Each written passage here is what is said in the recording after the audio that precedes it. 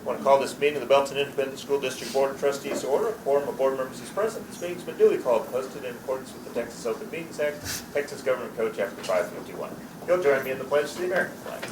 I pledge allegiance to the flag of the United States of America and to the republic for which it stands, one nation, under God, indivisible, with liberty and justice for all. And the Texas flag. Honor the Texas flag. I pledge allegiance to thee, Texas, one state under God, one and indivisible. Thank you. You may be seated. Dawn, you came back up. Did you just come up to visit? Yeah, I guess so. We're going to begin this evening's meeting in workshop format, and we are continuing the discussion about the roadmap to 2025, 26, and beyond. And this is the evening where we've been looking forward to hearing some answers to the questions that we presented when we finished our long-range facility planning committee process, and kind of we processed and asked you to give us some answers. So, Dr. Kincannon, all right. Answer away, and then we'll ask away. Well, good evening. I do have a presentation for you this evening, and I have quite a few talking points, but I do want you to ask questions. So please feel free to stop me if you want to clarify something or add a thought or comment to the presentation, because this is our workshop time. In November, as Randy said, we worked through we reviewed the work of the Long Range Facilities Planning Committee, and you asked us to answer some questions about our facility needs, and particularly about future high school. Last month you heard from the district's demographer, who answered questions about growth and potential boundaries. And this month we want to answer your questions about a second comprehensive high school. And this is something that we've actually been studying now for 3 years. As you might recall, or perhaps not, Mr. Camden, we visited a number of school districts when we started the planning process. Districts that had added a second comprehensive high school, and so we've learned a lot along the way. And we heard from all of them that equity matters. And our Long Range Facilities Planning Committee discussed the need to continue the breadth of opportunities in our schools, especially in the area of CTE. You may recall those conversations. And our committee said that they valued those programs for our students and didn't want to lose sight of that as we transitioned into our 2025 plan. So tonight, one of the things that we are focusing on and laying out our vision of a second comprehensive high school is equity. Okay, next slide. Now this is a really complicated slide. We have two graphs that I want to share with you this evening. This is the first one, and it shows our high school enrollment projections against our current capacity. The light background colors that you see are our current building capacities. The light orange shows the Belton New Tech High School at Wasco capacity of approximately 500 students. The light purple shows the capacity of Belton High School, and that's that background color, and then the light green shows the capacity of the 9. And so you can see that total there is nearly 4,000 students capacity. The darker colors that you see show the projected number of students by facility for each year in each one of those bar graphs. So you can see that at Belton New Tech High School at Wasco we have almost 500 students, and we anticipate that continuing for the future. The dark purple bar shows how Belton High School's population will increase over time, and then you can see where the 9 sits above that bar. I want to draw your attention to 2021. That's the critical year on there, where you can see that we're projected to be near capacity. That's a critical year for us because we know at the middle school level that we're expected to reach capacity at 2020, and I don't want to lose sight of our middle school capacity needs. Middle school is much of a driver as the high school because we're going to max out our freedoms. Absolutely, and our middle school population is continuing to grow. So that's why we think we need to take some steps to address capacity in 2021. That's the significance of that time frame.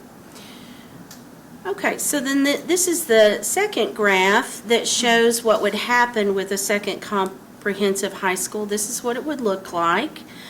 This shows that in 2021, you would open a second comprehensive high school, and that light green background goes away. That's your 9, Belton High School 9 capacity. It goes away.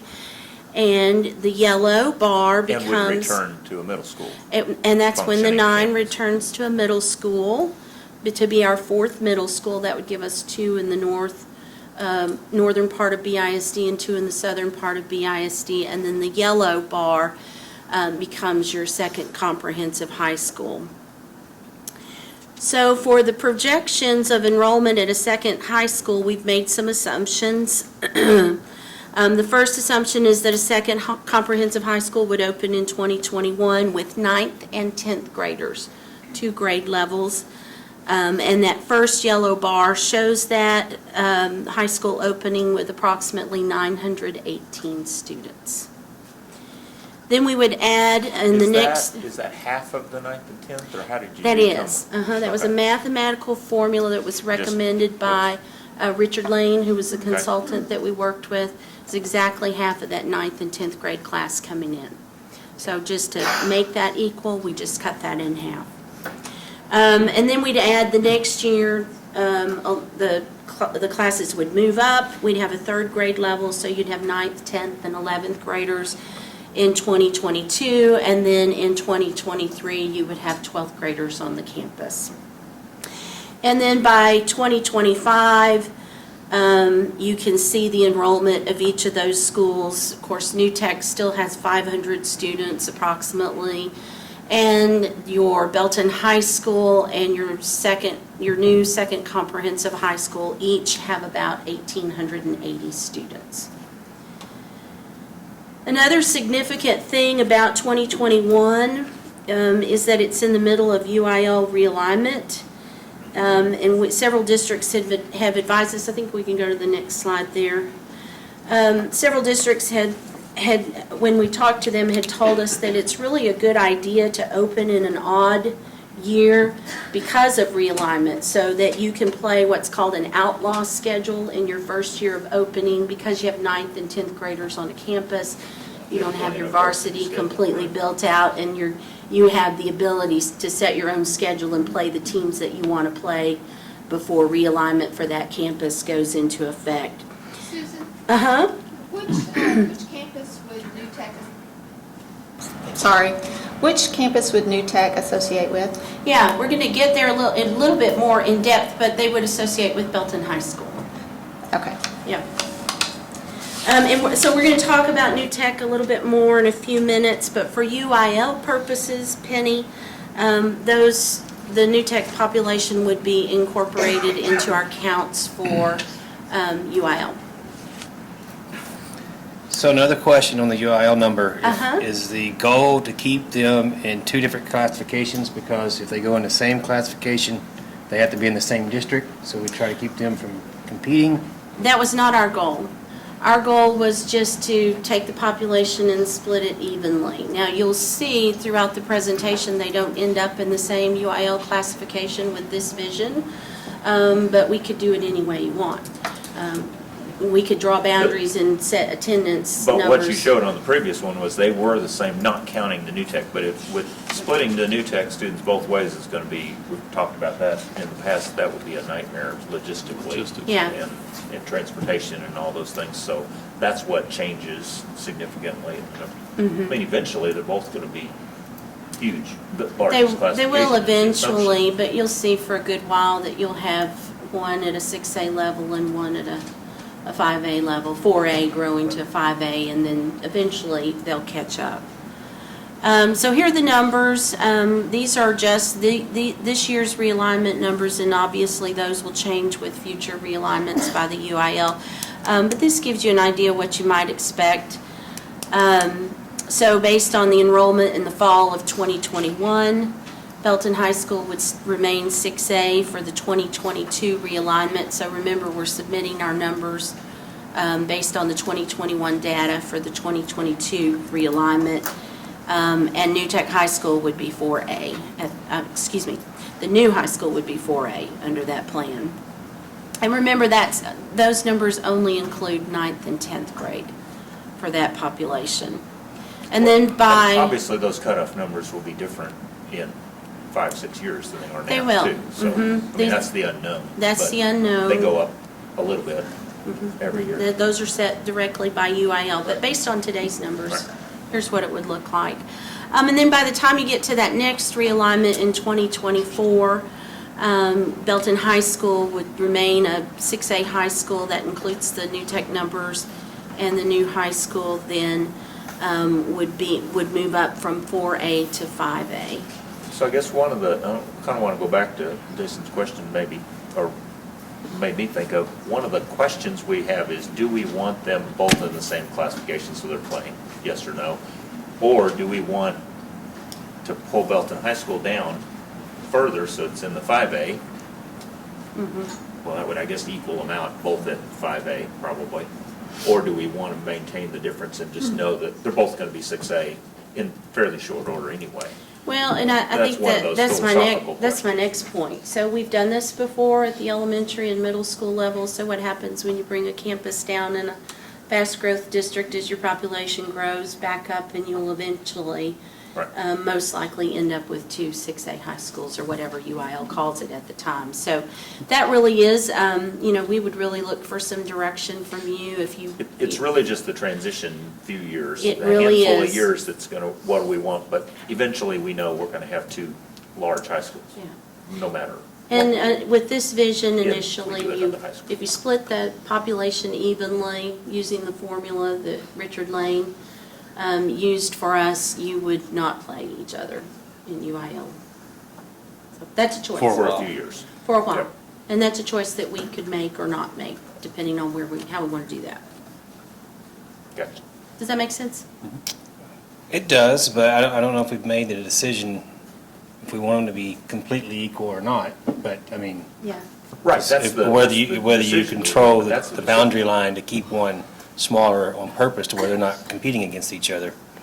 And then again, if you're, whichever school, if you're using the 500 students from New Tech to push one from 5A to 6A, it's a little bit of a disadvantage because how many of your athletes are really coming out of New Tech that's going to push that other one school it goes to into that higher classification. So you're really competing a school at 6A, but really if you look at athletic-wise, you're really only using the student base of 500 less, because there's not that many that push that number. It'd be interesting to know how many actual athletes are at New Tech. I think we Yeah. know that, we got that, didn't we? I think that looks a little bit different for us this year than it looks last year. I just happen to have some knowledge about girls' basketball. I know there are 2 varsity girls' basketball team, girls that are at New Tech, but that probably varies by sport, and predominantly that's probably not the trend. But we could run some numbers on athletes at New Tech High School if you needed that. Yeah. Just Okay. adding, it may be better to count them towards the smaller classification versus the school with the larger classification. I don't know. Just something you have to see and monitor how many athletes are actually at New Tech. Yeah, I don't think you could do that because the code, and we'll talk about New Tech some more on a future slide, but we still have to transport. And the reason for them to be incorporated as part of Belton High School is for us to have the ability to continue the model that we have now for them to shuttle over to Belton High School. Which brings me up to the next slide, which is New Tech consideration. So let's talk about that. We did hear our committee say that they value the unique learning experience that is provided at Belton New Tech High School at Wasco, and the sentiment of the committee was pretty clear as we worked through that process. And so in the vision that we're presenting tonight, which is just a vision, New Tech would continue to operate as it does now, would continue to be an option for students. Students would still participate in extracurricular activities at Belton High School, and it would also continue to have its own culture and identity, including its own logo. However, we would have to make a change in that Belton New Tech High School at Wasco would share the same campus code as Belton High School. So essentially, it would become a school within a school. And that would help us to address the UIL issue regarding boundaries and eligibility. UIL participation is based on the attendance boundaries in which you live, and so to operate a separate campus code, you would have to have boundaries for New Tech High School, which isn't feasible using the model that we have for that school. It also, it would also, in addition to changing the campus code, we would have to change the way that we calculate the class rank for New Tech students. They would now become a part of Belton High School, and so we think that's doable, but that would take some conversation to figure out what would work best for that campus if they were incorporated as a school within a school at Belton High School. And then other than that, the vision would be for New Tech to essentially operate the same way that they do now. So the kids on the north side, would they not be able to go to New Tech? Or how would the transfers work and all that sort of thing? Yes, they would be allowed to go to New Tech High School, but they would declare which high school they go to. You just have to declare You just have to declare, early, and and, you're ineligible if you wanted to. yeah, then there's some eligibility issues if you switch schools for UIL purposes. So it's really important to be where You you're have to going to be declare early, yeah. and to declare that early. Which is what we want at New Tech anyway. We want them entering ninth grade It's they- Would they and not not- going in as juniors. So If they were the new high school, if they were zoned for the new high school, but they chose to go to New Tech, at that point, are they allowed to be involved in any UIL extracurricular activities? They are, but they would be a part of the Belton High So they School. would have to do them at that high school, not, That's- okay, but that's- they could still be. They could still be available. athletes, they Okay. could That still was- I was be in the band So by that and model, perform in a if you UIL contest. say as an eighth grade student, I want to go to New Tech, Belton New Tech High School at Wasco as a ninth grader, you're in the Belton High School No. Zone, co-curricular stuff too. that's correct. There's no wait time as to being able to participate or any of that? You can immediately go in and participate in everything? No wait time if you go in as a ninth grader, and then If if you want you, to switch as a junior or something, then you're gonna have to sit lose a out. I year. think it's a full calendar full year, year if you were to switch, and so that would be problematic. Any questions about New Tech? I'm gonna go ahead and ask this question, because I know it would happen. I bet we're on the same thing. Even though they were in New Tech, lived in, like, which way would it work? They're at Belton, Belton High School, and if their parents moved into the other district, would they still stay at Belton High School, even if they actually changed residence? Yeah, because it's a choice school.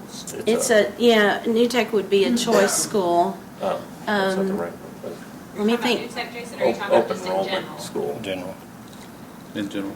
Okay, The say that enrollment, again. the enrollment zones won't matter if they're enrolled at New New Tech. Tech because they've selected that as That's a magnet correct. school, basically.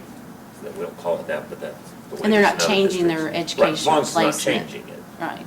So once they go into New Tech, it doesn't matter where they live inside of our district, Right. complete district. They'll always go through Belton High, New Tech and Belton High School for UIL. Yes. Okay, but we're not going to recruit athletes in seventh grade to go to New Tech so we can have them at Belton High School. Depends on how good he is. That's a unique campus, I'm foreseeing that could be a questionable thought in the future. Yeah, those are the kinds of things that you have They to may worry want, about. Okay. the Yeah. theater You have to think choir about and 'em. band members. It's how Dallas Skyline's so good every year. Okay, I'll move on with that. Curricular consideration. So on the next slide, we just talk a little bit about curricular choices. Again, the focus on this plan would be to be equity. And so with that being said, the courses offered at a second comprehensive high school would mirror those offered at Belton High School to the greatest extent possible. So we're going to recommend that we offer everything at the new comprehensive high school that we offer at Belton High School. However, There could be a couple of exceptions, and I've given you a couple to think about there. One might be for what we call singleton courses. Those are courses with a very few number of students taking them, and we might have one section. I could think of one example, AP Music Theory, where we have a very small number of students, and so at each high school, it would depend on student interest and how many are in, or how many are selecting those We have that every year. courses. We add courses that want to It's go not a and new they put it thing. in the catalog and then they don't make. Because Right. there's not enough students that choose it. I mean, that's That's an every year annual, anyway. that's routine for us, but I wanted to point that out. And then another exception might be for automotive tech for obvious reasons, because we plan to recommend a new facility for you at Belton High School. Then we may choose to have students who want to participate in automotive tech go to Belton High School so that we don't have to duplicate that facility. But couldn't they, if they went to the new high school, couldn't they go over there for that? It's a double blocked course. They could. I Yeah, mean, we could we do could that do- option too. We could do it either way, yeah. But we run shuttle buses all over town for Yeah, a lot of things. just remember We're doing that now. logistically, shuttle, we'll have, those are things that we will have I to know, work but that's, through. Yeah. my point is, that's an option that we could do. If we chose Absolutely. to do that, not to say you can't do it unless you're there. Yeah. Or they could drive. That's the themselves. alternative. And there is some CTE funding for Make your own call. shuttling students to facilities as well. So- Okay, then there was one more that we thought of, was ROTC is a unique program. It's a specialty, a program that's approved by the military. And we've been given some indications that they might not be approving new programs. And so therefore, we might not expect to Took us have several that years to get the one that we got. until we got approval. So, and it did take us a while to get that at Belton High School. So, So then the question comes down to, would we say, if you want ROTC or whatever, you need to go to Belton High School, or we're going to accommodate by running shuttles for certain things? And that's a decision that we would have to make at some Right. point. Well, and Based I have on a how many question on that, students too. and- If we're gonna do that for students who wanna do either automotive technology or ROTC or anything like that, then why wouldn't we do that for students who want one of the classes that's offered at Belton High School that is not Right. offered at the other And so high that's the school? question, would we want to do that across the board, or on selected ones, And or all, or could not? you do that? I mean, well, the more shuttles you have, obviously, the logistics, as you know, our schedules are even tight getting us from Belton New Tech High School to Belton High School, so we'd have to weigh in bell schedules. Your bell schedules then have to become pretty tight between the two schools, and the travel time becomes an issue sometimes for students. But those are things that we would have to consider and make some decisions about. So those were programs we thought, curricular programs we thought we might not duplicate. And then we had some facilities on the next slide that we would not expect to duplicate under this vision. We would have programs at both campuses, however, we would share the facilities. One being the Ag Barn, another being the Swim Center. I know Coach Henry has actually done this before and had one swim center for 2 high schools. He knows how to do that and make that work. Automotive technology was the other. And then Tiger Field we would use for varsity competitions for football, soccer, track and field. And all of those events would be held at Tiger Field. However, you might have you still have a field and a smaller set of stands at your second new comprehensive high school, much like you see at Eastview High School in Georgetown. Say it Right. again? I said they'll just want the indoor practice. Right. Yeah. Yeah, they can want that. Yeah. Right. Any questions about Again, they would need to be another red high unduplicated school facilities? that Can you makes think of any others? twice red. Those are the big ones. I mean, health sciences, I guess, it's not as facility specific, but would that be, as a larger one? Yeah, I don't know. Yeah, Maybe we, that would matter. Theater, what about theater? I mean, that's kind of the big deal. Would we have a PAC? yeah, my vision for theater is that we would have a PAC. Almost that covers so many, all We of have a fine lot arts. of It's not just students- theater, but it's band, it's choir, it's everything. We have a lot of Dance. students So you interested probably in would have. theater arts. We have a lot of fine arts students, period. We have a lot of schools. and we are short on performing arts space already. So I would anticipate that we do that, and I'd also anticipate that we might have some alternates to look at various Sure. sizes of performing arts centers Okay. at the new high school and see what we could afford and what would be feasible for us. So those are things that we talked to our architect about. So the ROTC is the one that we really don't have much control of. The other things would be more cost prohibitive Yes. issues for us and need, size-wise, depending on how big the other high school is. There are also potential things that as that school grows, over 10 years, 15, you can add things. You can. Some of the schools that we visited early on did without some things initially when they opened their schools and went back and added them later because equity became important to them as they grew their high school sizes. So that's doable. You just have to figure that into your architectural work. Equity is a theme, as I recall, the feedback you got at all those schools, and it was a theme we heard in playing. That's a high priority. Equal access. People want choice. And pretty interesting, it was the same thing we heard when we built a new middle school. Sure. Equity. Absolutely. Similar Yep. programs for all of our kids. And then the next slide that we have is on staffing considerations. Richard did a lot of work looking at this for us. This is really essentially very much the same as what you saw with the new middle school coming online. As we grow the number of students, we're going to continue to add teachers, aides, and support staff, regardless of what we do with facilities at the high school level. As our population grows, we're going to add teachers. And then when a second comprehensive high school opens, just like we did at the middle school level, then we had to hire additional positions that were needed for a new campus: administrators, some teachers, support staff, particularly maintenance staff, to take care of the building. And so there are two distinctions there. One is you're kind of adding to your budget as you go, and then you're having another increase at the opening of the school, very much like you saw with the opening of North Belton Middle School. We know how to do that. It's a little more complicated at the high school level, but we know how that works, and that has worked well for us over time. Also, I would mention that we would plan to bring on a high school principal early, several months to a year before the opening of the high school, so that they could hire staff and assist in the transition. Okay. Any questions about staffing?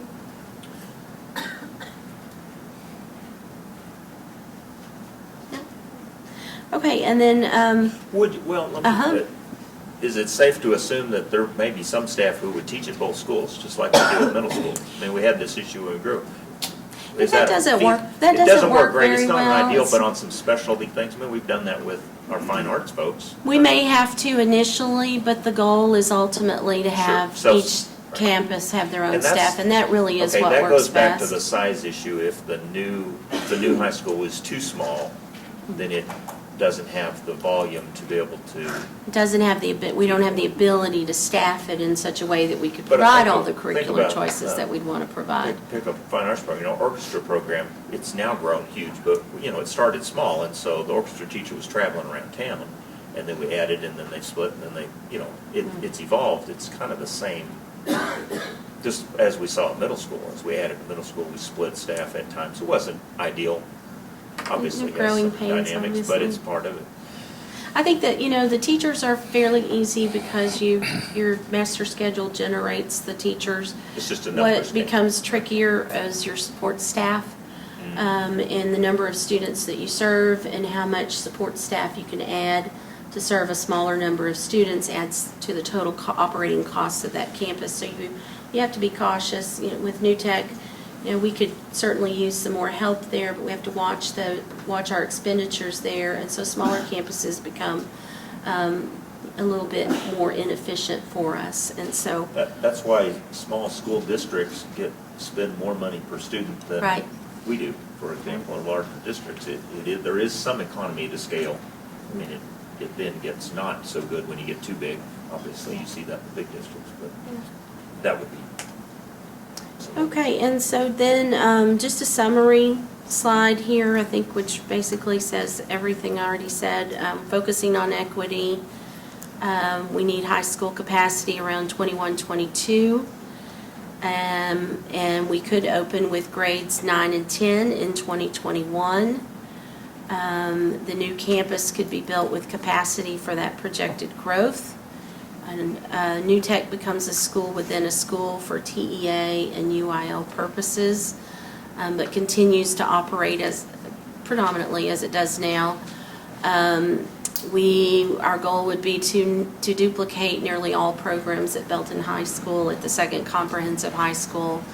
There'd be some facilities that might not be duplicated, and of course, we'll have to staff appropriately along the way for growth, and then once the school opens, then we'll need some additional staff to get us started. All So right. I'm assuming that at the point right now, we're saying that we're gonna open the new school with designated boundaries. Then Yes. And it's not gonna be an open enrollment. you know, we've talked a lot about open enrollment and how to make that work, and UIL becomes really the difficult challenge in that you really have to have boundaries for UIL purposes. And we've talked to Dr. Cousins at UIL, and we just think that's the best way to do it. So our answer when we added the middle school, and when we, both times we've added middle schools, was that we did boundaries, but we did with the direction of, let's accommodate transfer requests, which were, I think we did 100% of transfer requests We were did. accommodated when We we did. opened the new middle school back then. In theory, that's one of our, not in theory, that's one of our options that we could consider would be establishing boundaries for UIL purposes, but saying, look, we know people want to have choice, we'll let you make your choice. Do you want the smaller, do you want the larger? We tried to make our middle school transition as smooth and easy as Yeah. possible for our parents, and we would want to do the same as to the extent that we could and make it work here. To some So degree, we'd this have to is talk the- about that. You know, it's the transition time. Once it's established over the, you Yeah. know, that's the way it was with middle school. It was that first 2 or 3 years, you know, you Mm-hmm. kind of adjust it, but then it's old news and people forget about that kind of thing because you just know. And it'll be similar. Change is, you want to take the pain off of change as much as possible so that it's so that it works. But over time, it will just get into, that's the expected, it's okay. And the transfer requests go down. Not what we've seen every time Yes. we've done attendance boundaries. We have, we still get a lot of transfer requests in the northern part of the district, and, but yes, we have that first cycle of transfer requests that aren't quite out of the middle school level. Right. So, But we'll, but that's the pattern. Okay. So since we brought boundaries up, and I'm sure someone or another's kind of put an eye out there where a potential boundary would be, knowing that you're going to be at 1,500 students out of the point, is that something that we could see at the next meeting, or? No, I don't think that's really what we want to do. We heard from Bob Templeton last month that you typically don't draw those attendance boundaries until you get a year to a year and a half out from the opening of a school. And the reason for that is because your population, you're changing, your housing we is could draw them changing. today, and then in 2 years before we even open, we'd need 3 years, 4 years, whatever it is. And, we did Maybe show out of some date. maps at last month's meeting that shows where our students reside, so you could get a good feel for that, obviously, just by studying the maps. And we could provide you with some more of that kind of information, but we wouldn't, to say these are attendance boundaries would be difficult at this point. So it still seems to me that the issue that we haven't decided is how big is the new school going to be. Now, I heard you say what the model that you played out on those charts is that you'd split the ninth grade class evenly. But I don't know that that is one option. That I hear you that may be what the consultants are recommending. Well, back up somewhat, I don't think we've made a decision that we're doing two high schools either. That No, decision we haven't. has been made at No, this we time haven't. either, so. And we didn't tell you the size of a facility tonight either. We just told you, here's what that might look like if we took that population and divided it. And so if you go back to that second graph we have, you can see we don't have that background color there to show you the capacity. And we would, we'd have to start with a size, analyze the costs of that size, see how we could make that work for our Right, community. and Jason's right, we haven't made that decision. What we asked for was, what would it look like if we went with this? Because Yeah. that was kind of the push, the direction we were going with the planning committee. And so we said, okay, what would it look like if we do this? So that's the phase we're in, is what would it look like if? But what I'm hearing from you is a couple of things. One, New Tech needs to stay with one of the high schools, and most logically, it would stay with Belton High Belton School. High School. Because of size and capacities already. Location. Location, right, transportation issues. The other question is, do you then start just splitting your incoming ninth grade classes equally? Or do you have a somehow, some ratio, 60-40 or whatever? Yep. Pick a number to change that, knowing that eventually both schools are going to be large, but that's a question, if we go this route. That's correct. So we had some models in the long-range facilities planning process that showed 1,000, 1,500. We could go to 2,000 or 2,500, and of course, a lot of that's going to be driven by the tax impact to our voters, and those are decisions that we will have to make as we move forward. We just simply laid out here's what it would look like if you just split. If you did it this way, right? Yeah. But splitting it will help dictate what curriculum you can have. If you're equal curriculum, you can have more options at the larger the newer high school is, the more options you can have at the high That's school. the most important part. The equity of curricular choices is the piece that the long-range facilities planning committee said was important to them. And that's important to us educationally. So the inverse of that is, if we kept a new school, if we went with an option of a second comprehensive high school, but a smaller one, we would have a much harder time having equity in terms of options for classes and things. Yes. Yeah. Depending on the size of the school, you most likely would not be equitable. Where's the cut for that? I mean,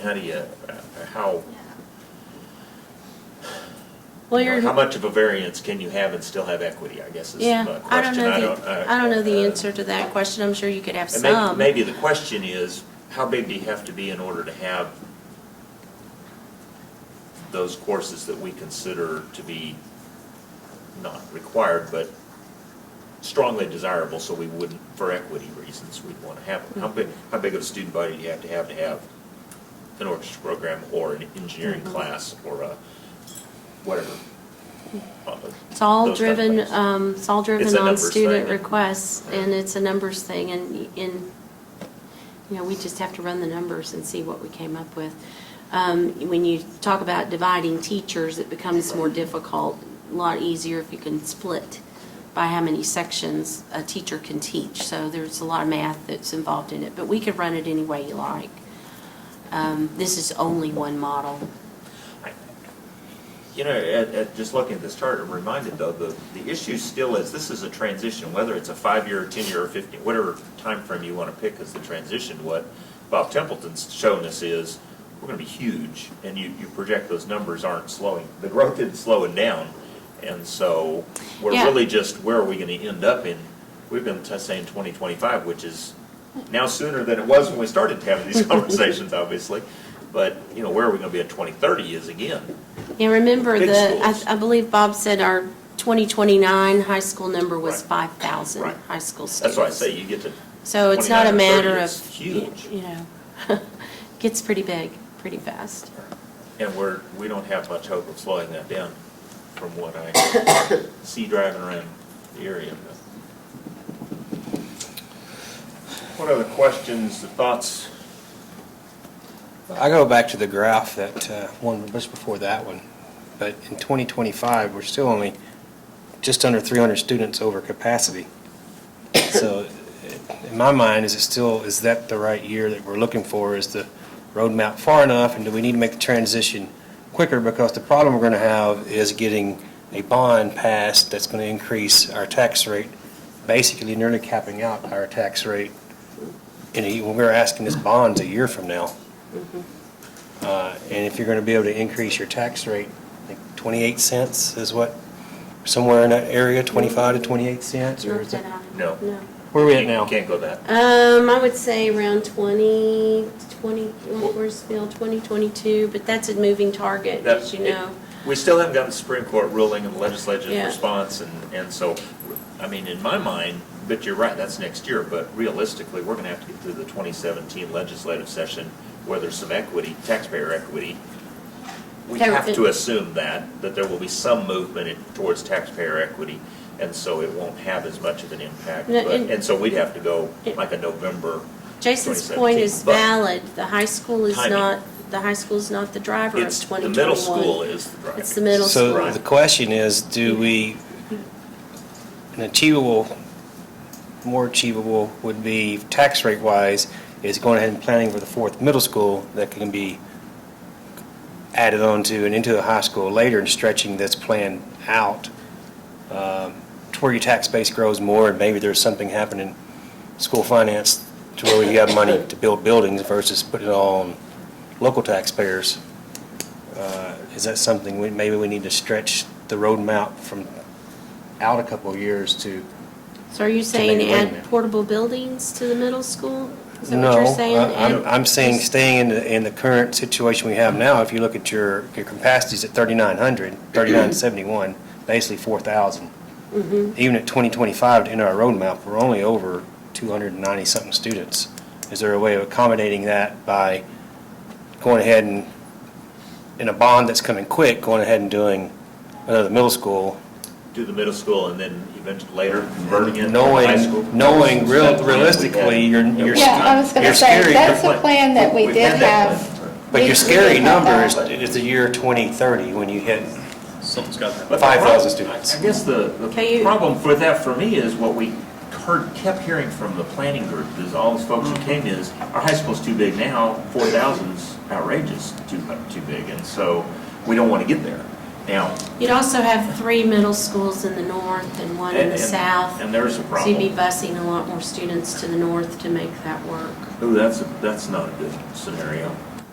3 middle schools, north side, it would imbalance the district pretty heavily. I don't think that doesn't feel right, but All options. But it's still on the table as something we need to, I mean, that was part of the process we went through. Sorry. I think we may have to be creative in order to figure out how to pay for it, period. Well, clearly, if the Supreme Court legislature don't fix this I mean, problem, then yeah. kind of, I don't know what we do. We're gonna have Either portables in our backyard, Yeah, of our houses, not in private school. close the gates, don't issue any more building permits, I don't know what we do, but again, we've got to find a way to plan ahead for the inevitable growth that we know is coming. And the growth, that chart doesn't go out as far as those others that are really frightening. And that's high school. The middle school, I heard very strongly from people, too big is too big. And but what's affordable? This is going to have to be an issue. I don't know. So attendance boundaries are going to be an issue. Yes. Talked about. We've talked about that on multiple occasions. I've said before, I think, the earlier we can do that, the better. But obviously, if you do it too soon, you have to revise them before you open, and so that doesn't do you any good. So again, if we're going to do this, do we make a commitment that we're going to be flexible and allow open transfers and let people choose? New tech's option, newer high school, Belton High School. Grandfathering. Yep. So they have option. And for how long are you gonna do that? I mean, the middle school and Yeah, everything, good question. we accepted all of them the first year, but probably not going to continue that. You wouldn't continue it long-term, No. but you would So the help same thing ease on your the high school. families. You might have some siblings, just like we did with Right. elementary and middle school. It's that transition. Changes period, and you whatever that transition is, them 3 to 5 forward. years. Just gotta remember that we're the school of choice, and people are choosing to move here, invest in homes here, and knowing there's only one high school, and we haven't voted for sure there's gonna be two.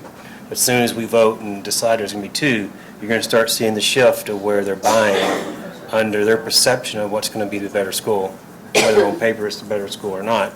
But the perception out there is going to force different issues of people locating in that area where they think, which geographically, where they think the district lines can be drawn. So you end If up, they're equal size, if they're different sizes, then you choose by what size school do you want to be in. But yeah, if they're equal size, I can see that. so when you go back, and if you're going to be open in transfers, that's not as important, and you're not damaging the housing market in one area as much as the other if you're open with transfers.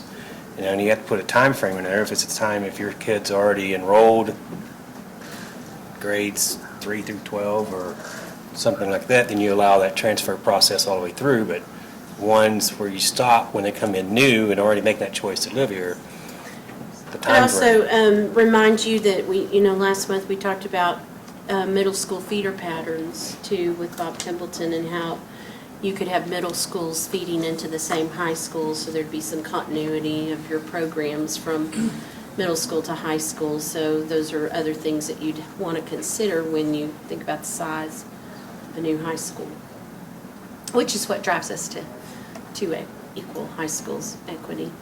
You need 2 middle schools north, 2 middle schools south.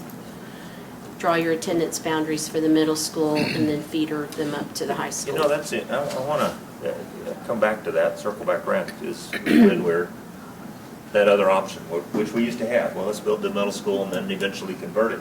Seems like a really good option until you realize, wait, that's 3 middle schools north and 1 south. That's, talk about All very imbalance close of to your each district. other. That's Hard. creates some transportation issues. That creates a lot of dynamic issues. I would think that would affect your housing. Are we only things that you're considering talking it's about. north because we already own property north? Or have we considered another middle school being built south versus north? And let's just say it didn't feed in and be Okay. built as the high school. I'm assuming that based on. I think where we I have think we're land. just assuming that we're building on that 60 acres we have left. Sure, I was, yeah. Do you have another assumption? No? Find more property. I mean, there's more property to Inside, find. inside city limits, that big? That's been the problem. That is our option, our viable, foreseeable option at this point. If there's another one, that's new, that hadn't been on the table, so. Well, that's been one of our problems south, is finding the facilities, infrastructure already there to a piece of property that's large enough to accommodate a middle school or high That's school, where correct. middle school needs 30 acres and high school needs, But you're also talking 60, numbers so. and population. I mean, we looked at those demographics.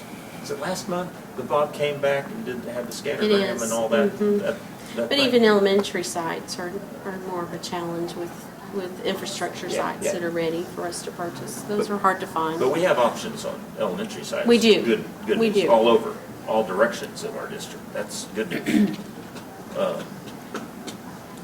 Yeah, I don't know, Jason, that's a great question, but I mean, if it's, what's a realistic option within the time frame we've got to work with?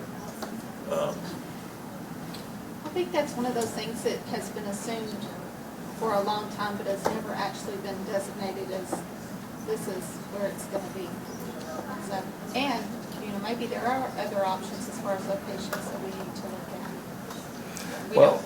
We don't own them right now, but There aren't any tracts of land within city limits. well, we know our middle school needs to be south.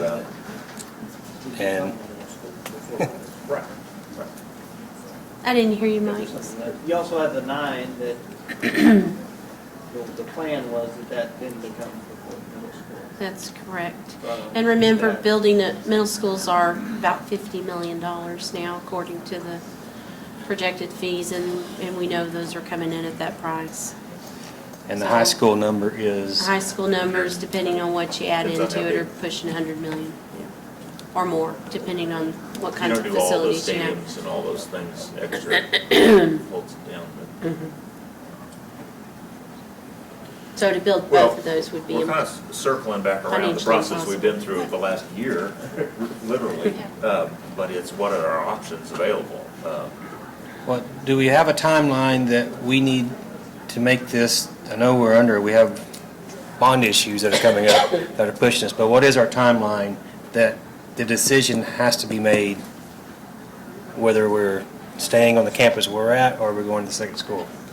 yeah, so we propose bringing you a 2025 plan next month to review, with the goal of having the board adopt a plan at the April board meeting, which allows us to spend some time hiring an architect to look at the design of a school.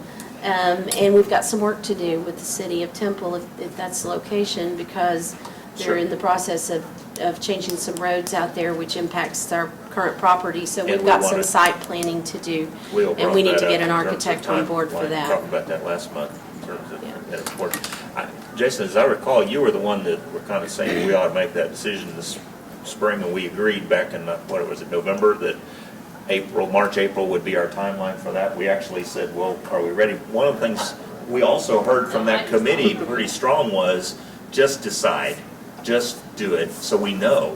We need to move forward, we need to know where we're going. And a big question of, are we going to continue to have a mega-size high school? Are we going to have a second comprehensive need, or are we going to have other specialties? All those options we considered needed to be made sooner, so that we can move on and get to the multi-year planning process. So, I mean, we agreed back in, was it November? Am I thinking that right? That we agreed that we would make a decision, by April, we would have a decision made on what the direction was. So we're kind of there. We've asked more questions, but we're circling back around. It's a hard decision, clearly, but I was hoping we'd have some Supreme Court ruling by now, so that it would make it easier.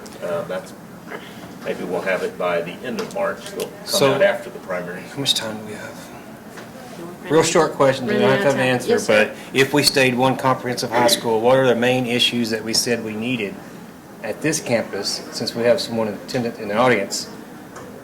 What were some of the conditions that we had? Was transportation was one of our main problems that we had at the main campus now, if we kept it as a large. Road So- infrastructure obviously was one of the huge issues that the committee talked about. We also talked about just systems. Opportunities. Systems and opportunities for kids. Systems, will your systems break down at some point? Safety Do you was have concerns. safety, basically? And then opportunities for kids, because you're limited to the number of kids who are on particular teams, or even on the field during the halftime for marching. And so those were the drivers of that conversation. I can't think of any others off the top of my head, but those were the main ones, as I Just recall. size being. Size. Fear of, how big is, safety is really Traffic. overriding Traffic issue. But even flow. traffic is a safety, it's an inconvenience, but it's a safety issue. I heard a lot from Road parents and infrastructure. community folks. Yep. That we're already too big, so. Okay, well, let You me. mentioned time. We can take whatever time we need. We can adjust schedules. We may take a break and recognize our students out in the hallway. They're gathering in large numbers, but Well, let me know what you we need. want to continue this. Are there any other questions that we want to ask or get information before we ask Superintendent to bring us a recommendation next month? I mean, it sounds to me like you're honing in on a recommendation.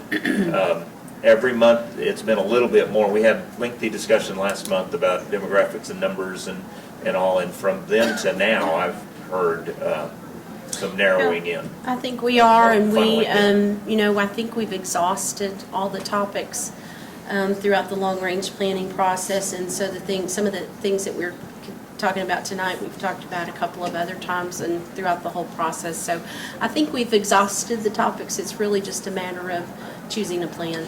Well, ultimately, and we've said this multiple times, but I want to make sure we say it again. Ultimately, we've got to make a decision on what's best for kids. That's We want to make correct. a good decision based on what's convenient for parents, what works for the adults in the community, but ultimately what we need to do is make a decision based on kids. We've said that consistently over and over and over, and that again is the question. And that's the question that I, as a board member, pitch back to you as the professional educator who leads our district. You and your team have to tell us what's best for kids, understanding all those other contextual issues. Cost issues are obviously relevant. All those other things have to be considered. But ultimately, what's best for kids is what I want to hear from you. Okay. I have a question.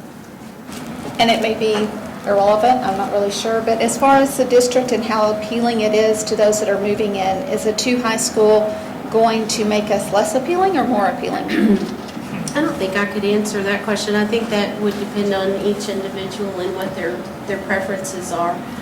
And I think, depends on where you live, where you work.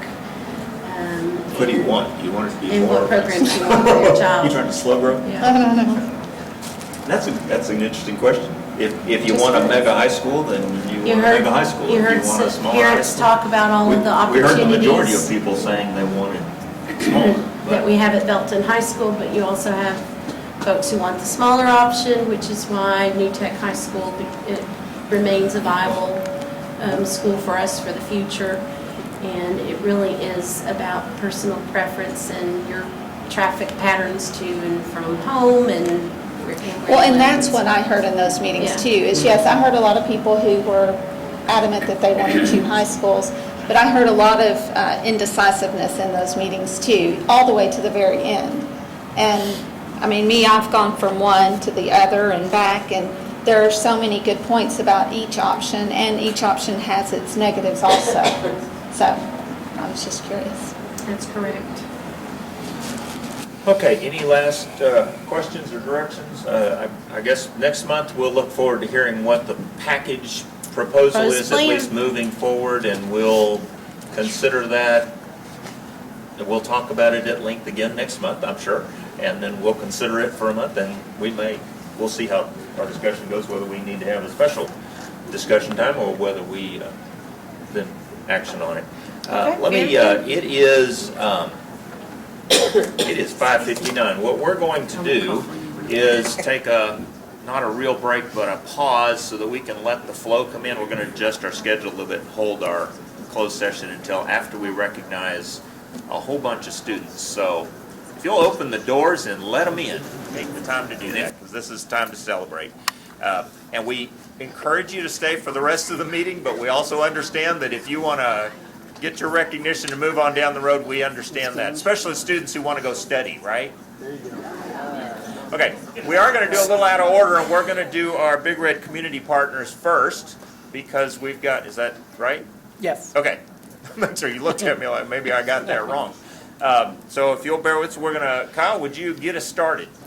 Well, we're blessed to live in a community that supports our kids, and at each meeting this year, we've been recognizing some of the partners who are truly making a difference for our kids. First up tonight, we'd like to recognize Flying T Entertainment Group. Jeff Tucker, Melinda Tucker, and the whole team at Flying T have really been a critical partner for our media arts program. They've given those kids real-world hands-on experience developing the types of setups and shoots that they use every day in their business. Come on, turn around, it's a photo op. That's exactly what this is about, it's a photo op. I got to catch Jeff in action at the high school, working with our staff. Okay, Chris is going to take it for his website. It's wrecking.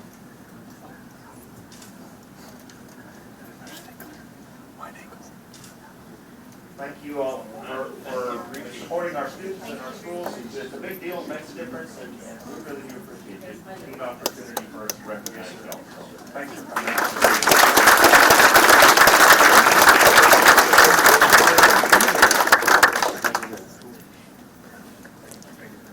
It's Career and Technical Education Month, and we are recognizing a ton of students tonight, but we're also recognizing another partner that supports our students. At the Skills USA competition this year, we had, I think I could say, unprecedented success in the residential wiring competition, and that really reflects the way RK Bass Electric has stepped up to help construction trades and the wiring program at Belton High School. In particular, I believe we have Mike Ming and Andy Bass from RK Bass Electric with us tonight. And Come on up, guys. Wade through. Push through. And we just want to say thank you for the difference that they're making in this program.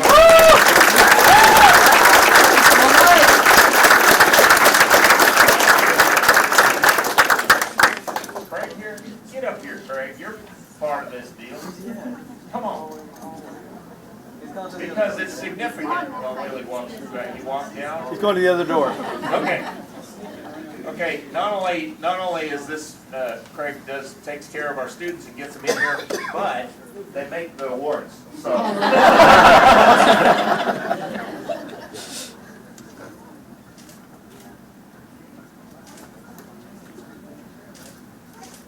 We've had so much success with our construction trades program and winning award after award after award. Y'all have been mentioned many, many times. Thank you for your tutelage of our students. So thank you for what you're doing for our kids. And we're going back. All right.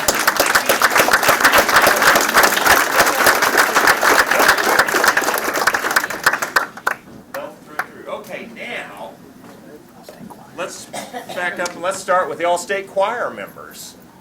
Well, we're really excited. Out of the thousands and thousands of students who audition for the All-State Choir, just 616 statewide are chosen, and 4 of those were Belton ISD students. Belton High School seniors Caleb Bogan, Nicholas Hager, and Megan Taylor, and junior Adriana Hernandez were selected to perform earlier this month at the Texas Music Educators Association Conference and Clinic as part of the All-State Choirs. Where's our choir students? Did y'all make the trip or they out studying somewhere? Are they in the hallway? Holler down the hallway for all-state choirs. All-state choir? We in? All right. Well, anybody? Nobody's answering the call. Dr. Dubois, do you want to come up and accept on their behalf? Where did you go? I lost you too. Never mind. We will recognize them and thank them, but let's clap for them.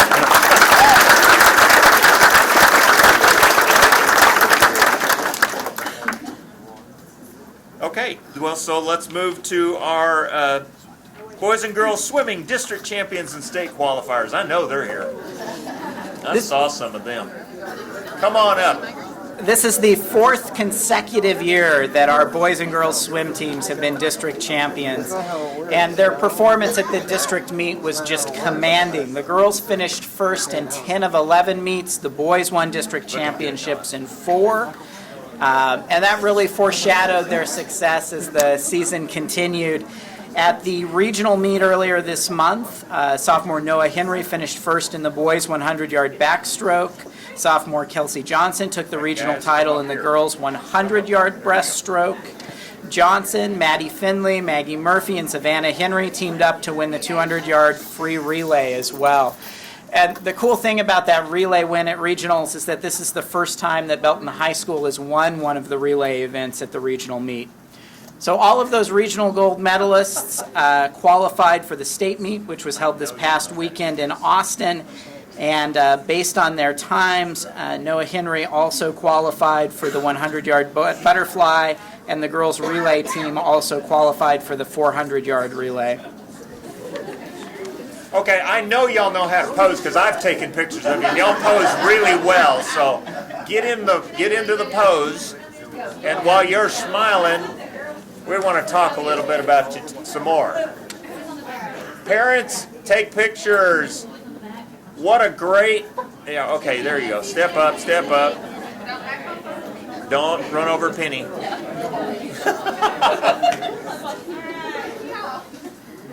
Y'all have good looking backs.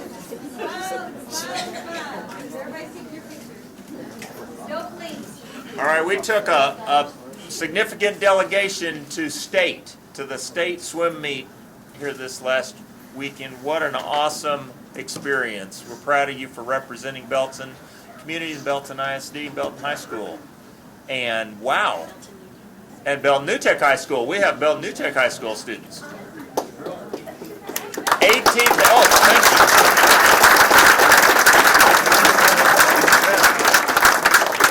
you. Girls advanced, not only advanced to state, but placed 18th as a team. Is that right?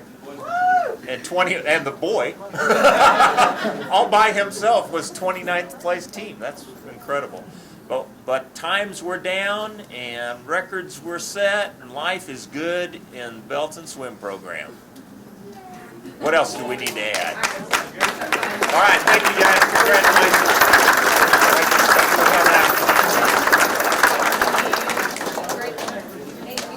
Thank you. Oh, and Jessica. You got anything you want to say to the group? You're here. No, I like Okay. to Yeah, do all okay. the You got talking. it. And John was here somewhere too. Yeah, he went out. We are very proud of our swim program. What a great way to represent our community and our school district. They excel not only in the pool, but they're great kids. And we're really proud of them and what they're doing. Okay, well, let's talk about Skills USA, because we had some state qualifiers and winners through that. We had a record number of students who competed at districts, and out of that, a record number of students who won district championships and/or qualified for state. I'd like to start by introducing our district champions in the Skills USA competition.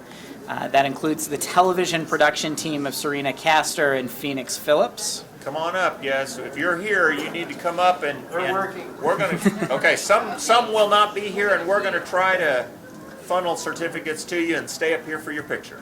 The chapter business procedures team of Jeremiah Leba, Elena Navarro, Haley Peace, Jordan Ross, Brady Smith, and Samantha McCormick. All right.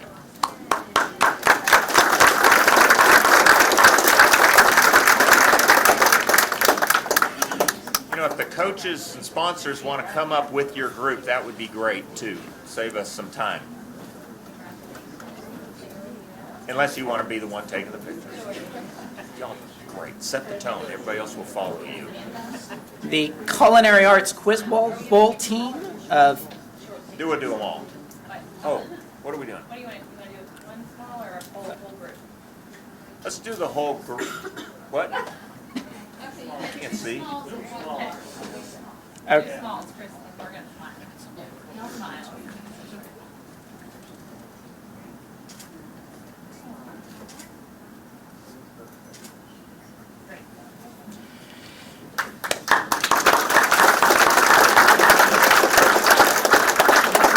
Our district champion Culinary Arts Quiz Bowl team consisted of Edward Carrasco, Paul Gutierrez, Kara Laidley, Zach Sims, Mark Steinhardt, and Cassidy Gamage. Come on up, man. Come on. Now, Kozer, come on up with your students. Great job, guys. That's...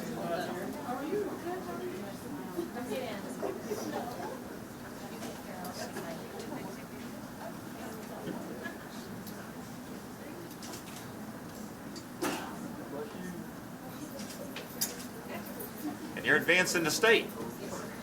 Awesome. Go win.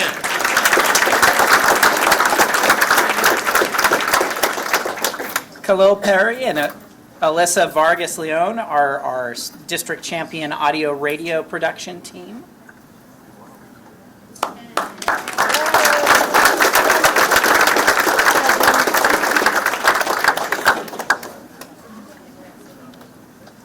Wait, get the coach in.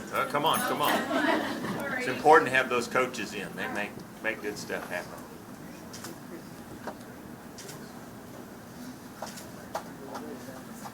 Good job.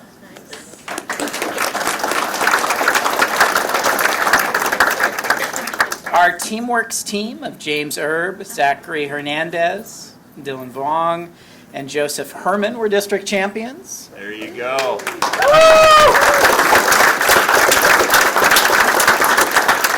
And they'll head to state looking to make it 3 in a row for There you Belton go. ISD. This is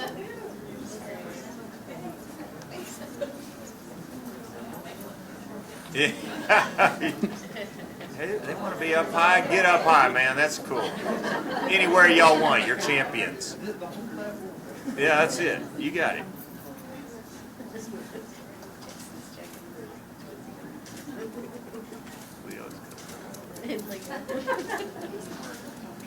All right, good job, guys. Go win the state championship. Mr. Sullivan knows how to make that happen. Madeline Bandy was our district champion in photography.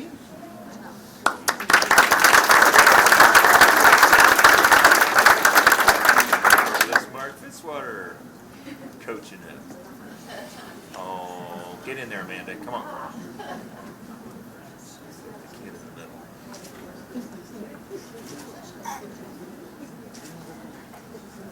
Wait. Pose. Wait. Come on. There's always time for another picture. No problem. Paul Gutierrez, who was up here just a moment or two ago, also was the district champion in food and beverage service. Hey, there you go. I don't think I don't think there you don't get another certificate because they're all the same, but you get a hug this time. That's worth more.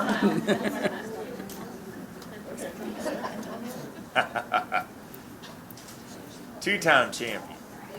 There you go. Natalie Craven is the district champion in screen printing technology.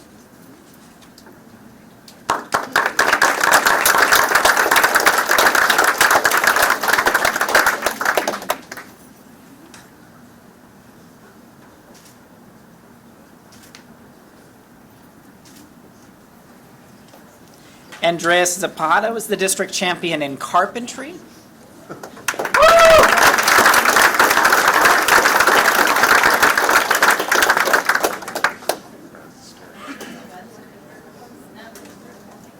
He ran out on you. You're on your own. Mike, are you letting Amanda be the designated photo And- prop? No. Well, I can give you a here. Rounding out our district champions, Fritz Siebold in residential wiring. All right. You should have been up here with RK Bass. They'd have just taken you off to work, right? Andy still in the back? All right, here you go. Oh, there.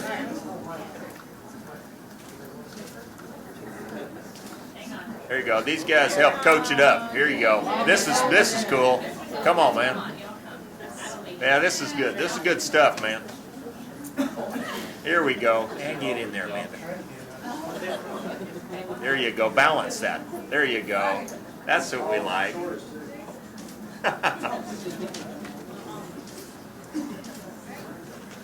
Wait. We're not done. One more. Great. Good job. Okay.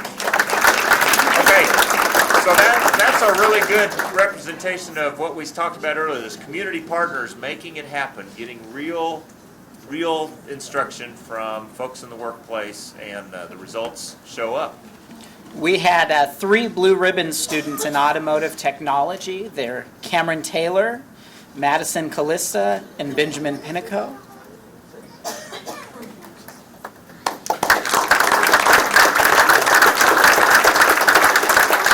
All right.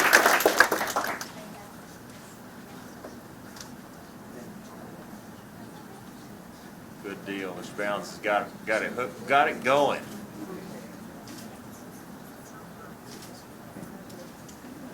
Good job. And we have another great group of students who placed second or third in their respective events and also qualified for state. Those state qualifiers are Milagros Diaz, Jordan Ross, and Maybelline Hernandez in crime scene investigation. There you go.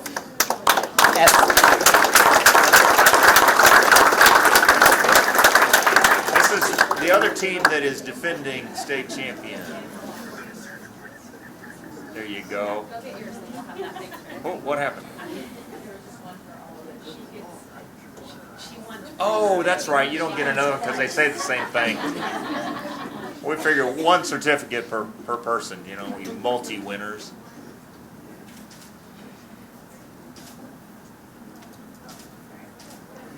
Great, congratulations, guys. The forensic science team of Esteban Torres, Brianna Correll, and Adam Minnick.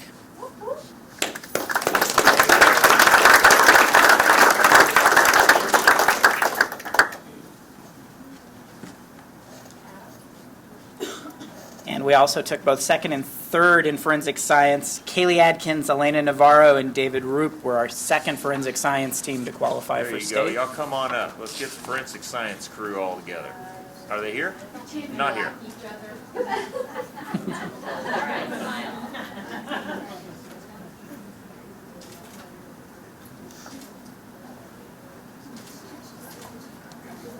All right, team, go get them.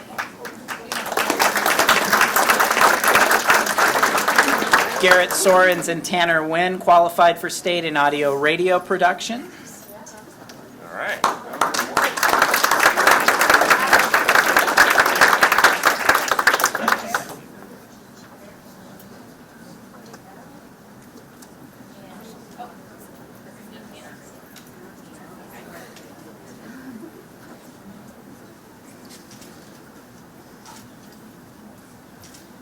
All right, great. Samantha McCormick and Caitlin Mason qualified for state in photography.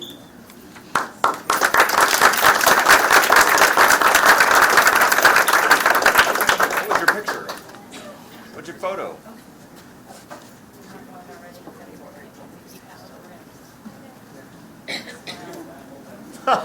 You know somebody else's? Oh, well, that's weird. Okay, this is a very important picture. If you're going to take a picture of a photography champion, you got to get a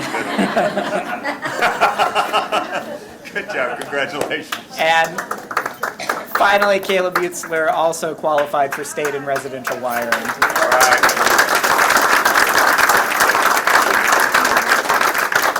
More wiring, guys. Come on, come on. Yeah, it's okay. We're getting a real appreciation of how invested RK Bass is in these students. They stay around to see every one of them recognized. Okay.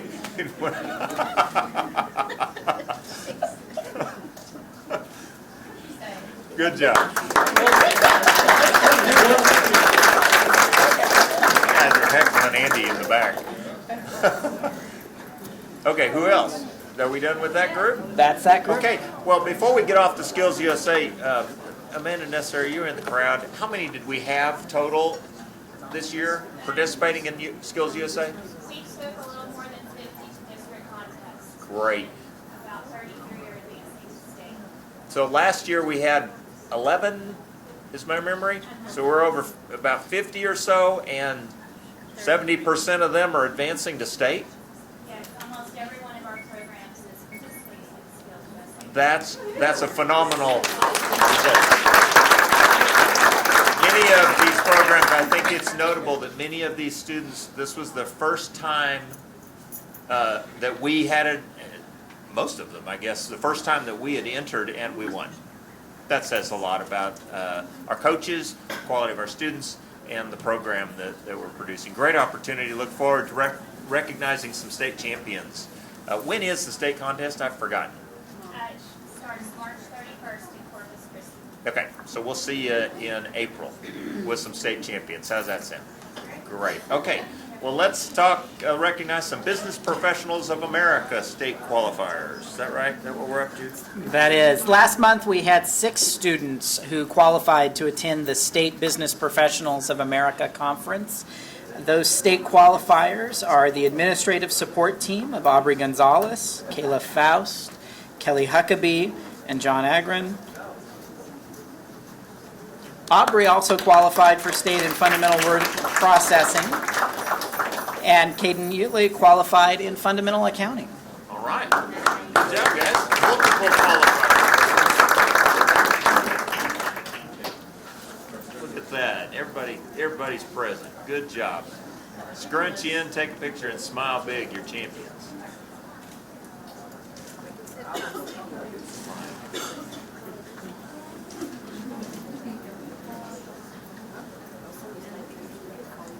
You took first place this weekend. Oh, nice. All right, good job, guys. Proud of you.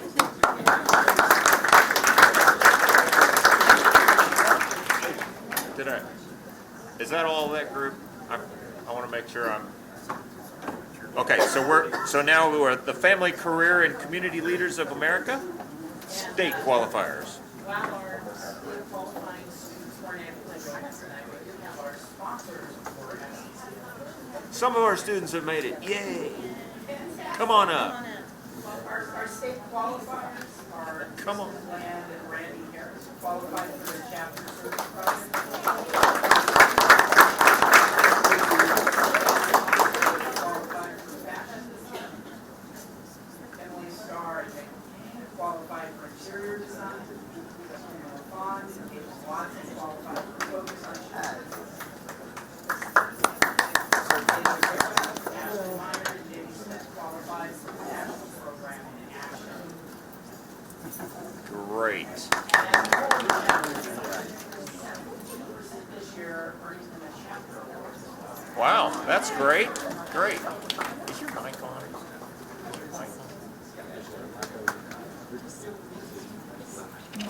All right, smile. Your state qualifiers is a big deal.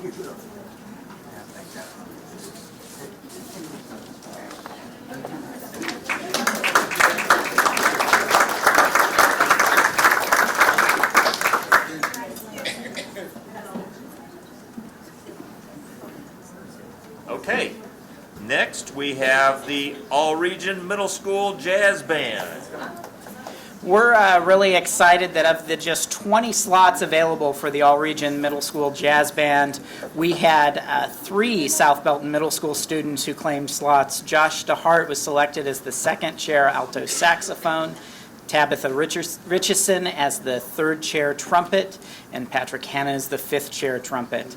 These students get to spend a day rehearsing with Baylor University's Director of Jazz Studies, and then they'll perform on April 2nd at the Temple Jazz Festival. Hey,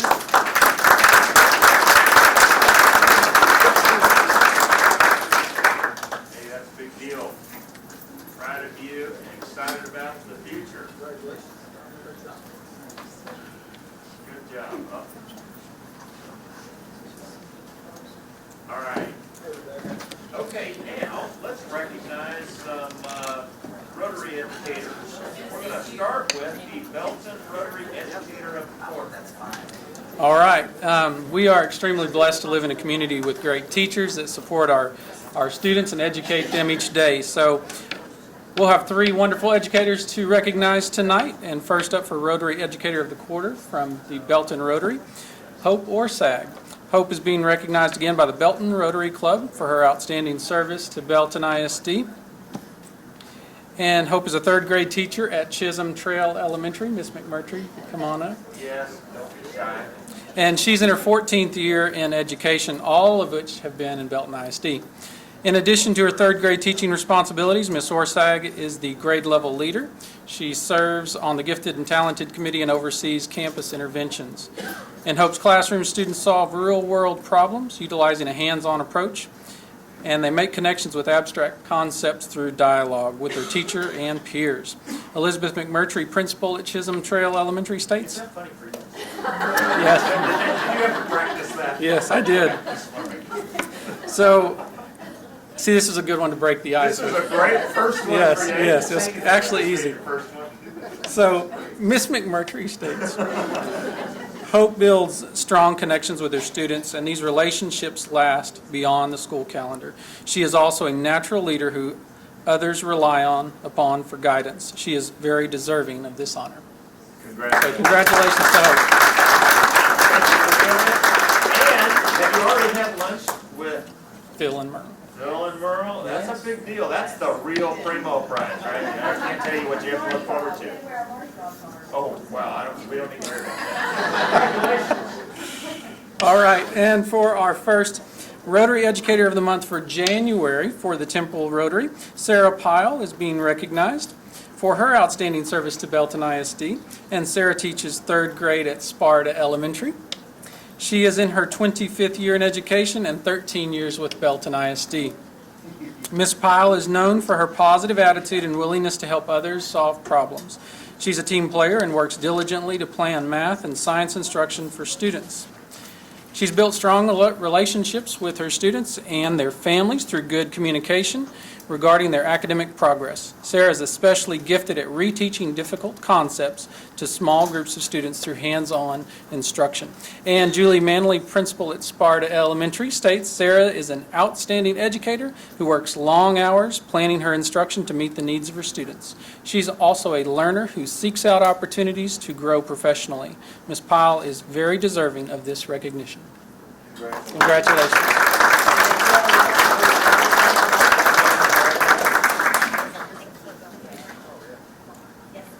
And for our Rotary Educator of the Month for February, Erin Rice is being recognized for her outstanding service as well to Belton ISD. Erin teaches 5th grade science at Joe M. Pirtle Elementary, and she is in her 11th year in education and her 4th year in Belton ISD. Ms. Rice creates science lessons that engage and excite her students through collaboration and hands-on learning. She consistently presents real-life examples, and in her classroom, students get the unique opportunity to be selected as a Scientist of the Week, where they get to be the science expert, lead the science experiment, and formulate questions to ask the other students. Pam Neves, principal of Pirtle, states students love Mrs. Rice's humor. Her laughter is contagious, and her students know they can count on her to always treat them with dignity and respect. She collaborates with others and demonstrates a commitment to learn and to improve the profession. So congratulations, Erin. That's wonderful. Thank you. Pam, thank you for the nomination. Appreciate you doing that. And you get to have lunch with Dr. Kincannon at the Temple Rotary Club. We are very appreciative of the Belton and Temple Rotary Clubs for sponsoring this. Great way to honor our teachers who go above and beyond. That's a big deal, and we're proud of you and excited about that.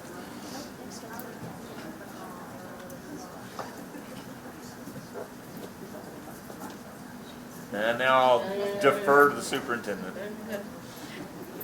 Drum roll. It is my honor to get to recognize you all for School Board Recognition Month. We missed that last month and didn't get to officially do that, and so we'd like to do that tonight for you because of the crucial role that you play in our community and our schools and the extraordinary way that you tackle the enormous job of governing our school district. We want to honor you tonight as our superheroes for our schools. And so we have some special students here who are going to help us do that. But before we bring them up, I'd like to thank you for your work on behalf of our students and our staff and our schools. And I'd like to acknowledge the number of years of service that each of you has in Belton ISD, which is tremendous in all of it in itself. So our board president, Randy Penninger, has 22 years of service to the BISD School Board. He was first elected in 1994. Vice President Penny Digby has 15 years of service to the school district. She was elected in 2001, almost 15, getting close. Our Secretary Mike Cowan has 9 years of service. He was first elected in 2007. Mr. Jason Carruthers and Mrs. Amanda Winkler came on at the same time, and they now have 5 years of service. They were elected in 2011. And Mrs. Sue M. Jordan has 3 years of service, first elected in 2013. And our newbie, Mr. Leo Camden Jr., is in his first year of service, was recently appointed to the Board of Trustees. So thank you again for being our superheroes. You've definitely demonstrated extraordinary abilities in your leadership and your vision for this school district. Now, we have some very talented Belton New Tech High School at Wasco students who've done something really special for our superheroes, and we're going to invite them to come up, and their teacher, Mark Williams, will introduce them, and then we'll have a presentation to you at the end. Welcome. Might need a little bit of setup time here. All right. Where's the, got the,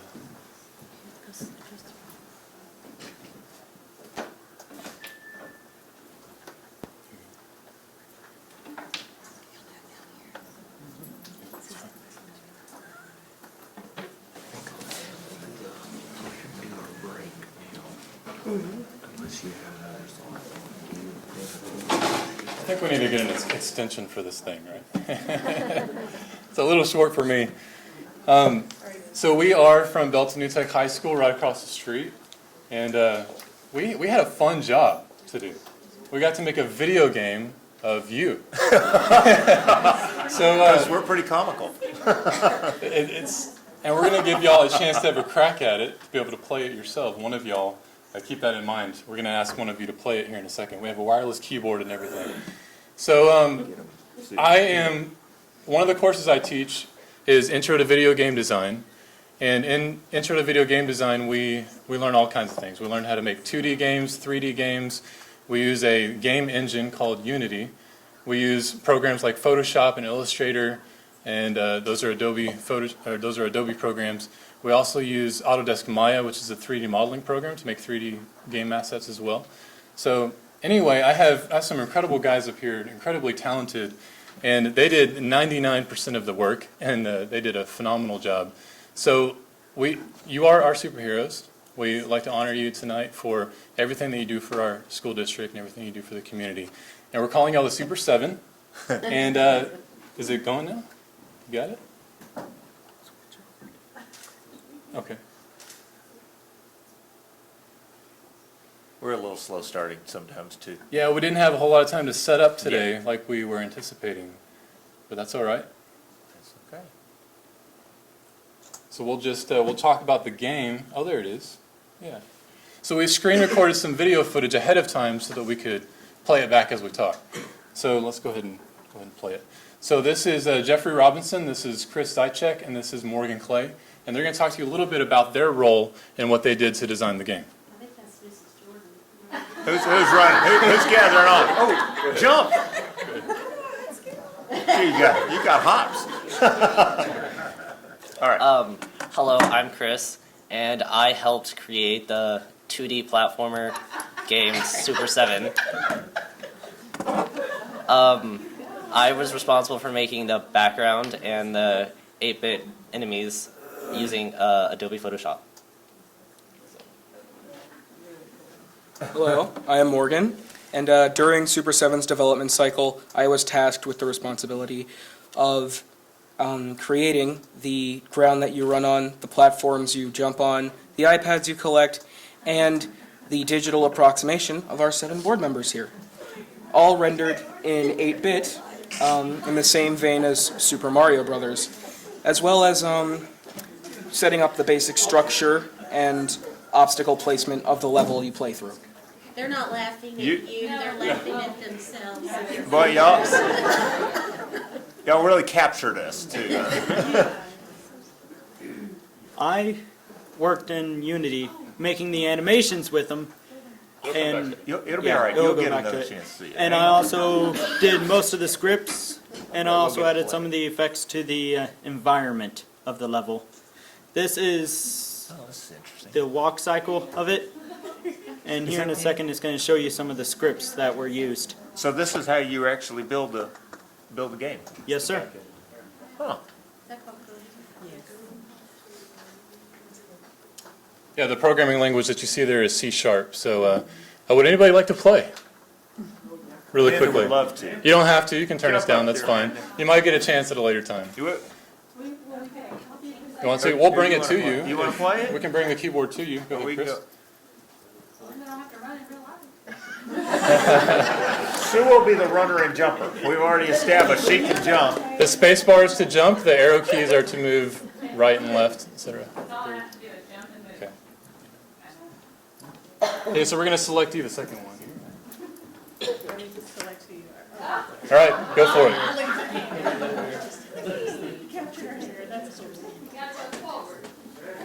There you go. Oh. Go. There you go. Ooh, try and land on their head. What are we trying to do here? Notice that the enemies are blue. There's no really particular reason to that. Yeah, I appreciate that. I like that we're wearing red. That was notable. Apparently. And like Morgan said, the iPads that are spinning are the collectibles, and it actually counts up in the top left-hand corner. Oh, mercy.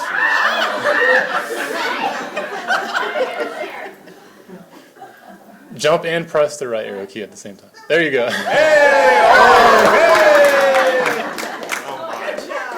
All right, guys, I'm guessing that y'all can get through this game a lot faster than There's something else that we'd like to present to you, too. So the characters that you see there are 8-bit characters of each one of y'all. I don't know if you've ever had an 8-bit character made of you No. before. But we've also created posters for each one of y'all. They're framed, and they have... Yeah, can you help pass them Y'all out? come on up. Come grab one. Jeez. We'll have these guys each bring these out.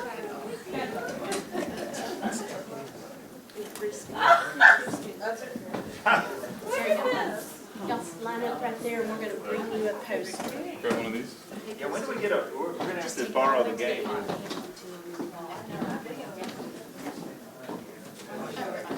Your own superhero poster.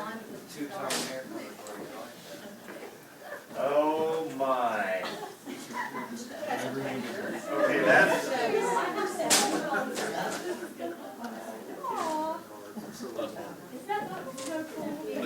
Alright, that's just huge.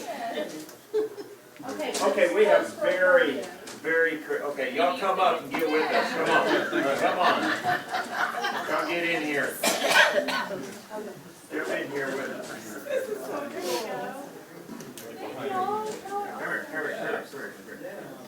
We'll get you in, man. There you go, you're in, man, you're a video game designer, so we're in. That's great. Very cool.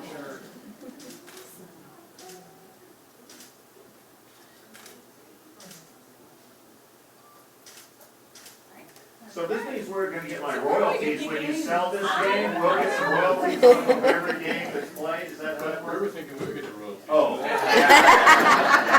Okay, we just got an appearance, Wow, that's so cool. Okay, that's makes good right there. Thank you, guys. Look at you made me sweat. It's all that jumping and running. Good job, guys. Well done. Appreciate you guys. Okay, gotta tell you, that's creative and unique. Never been in a video game before. Remember we got this one year, so have that hanging each year again. Yeah.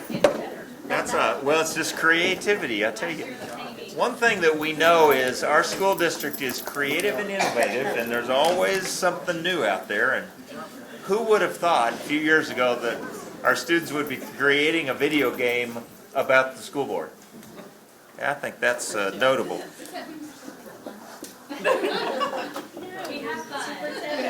We are something to laugh at. By the way, I want to recognize and make sure to introduce to the board. Jeff Norwood is in the audience with us. Jeff has filed to run for election in Area 1.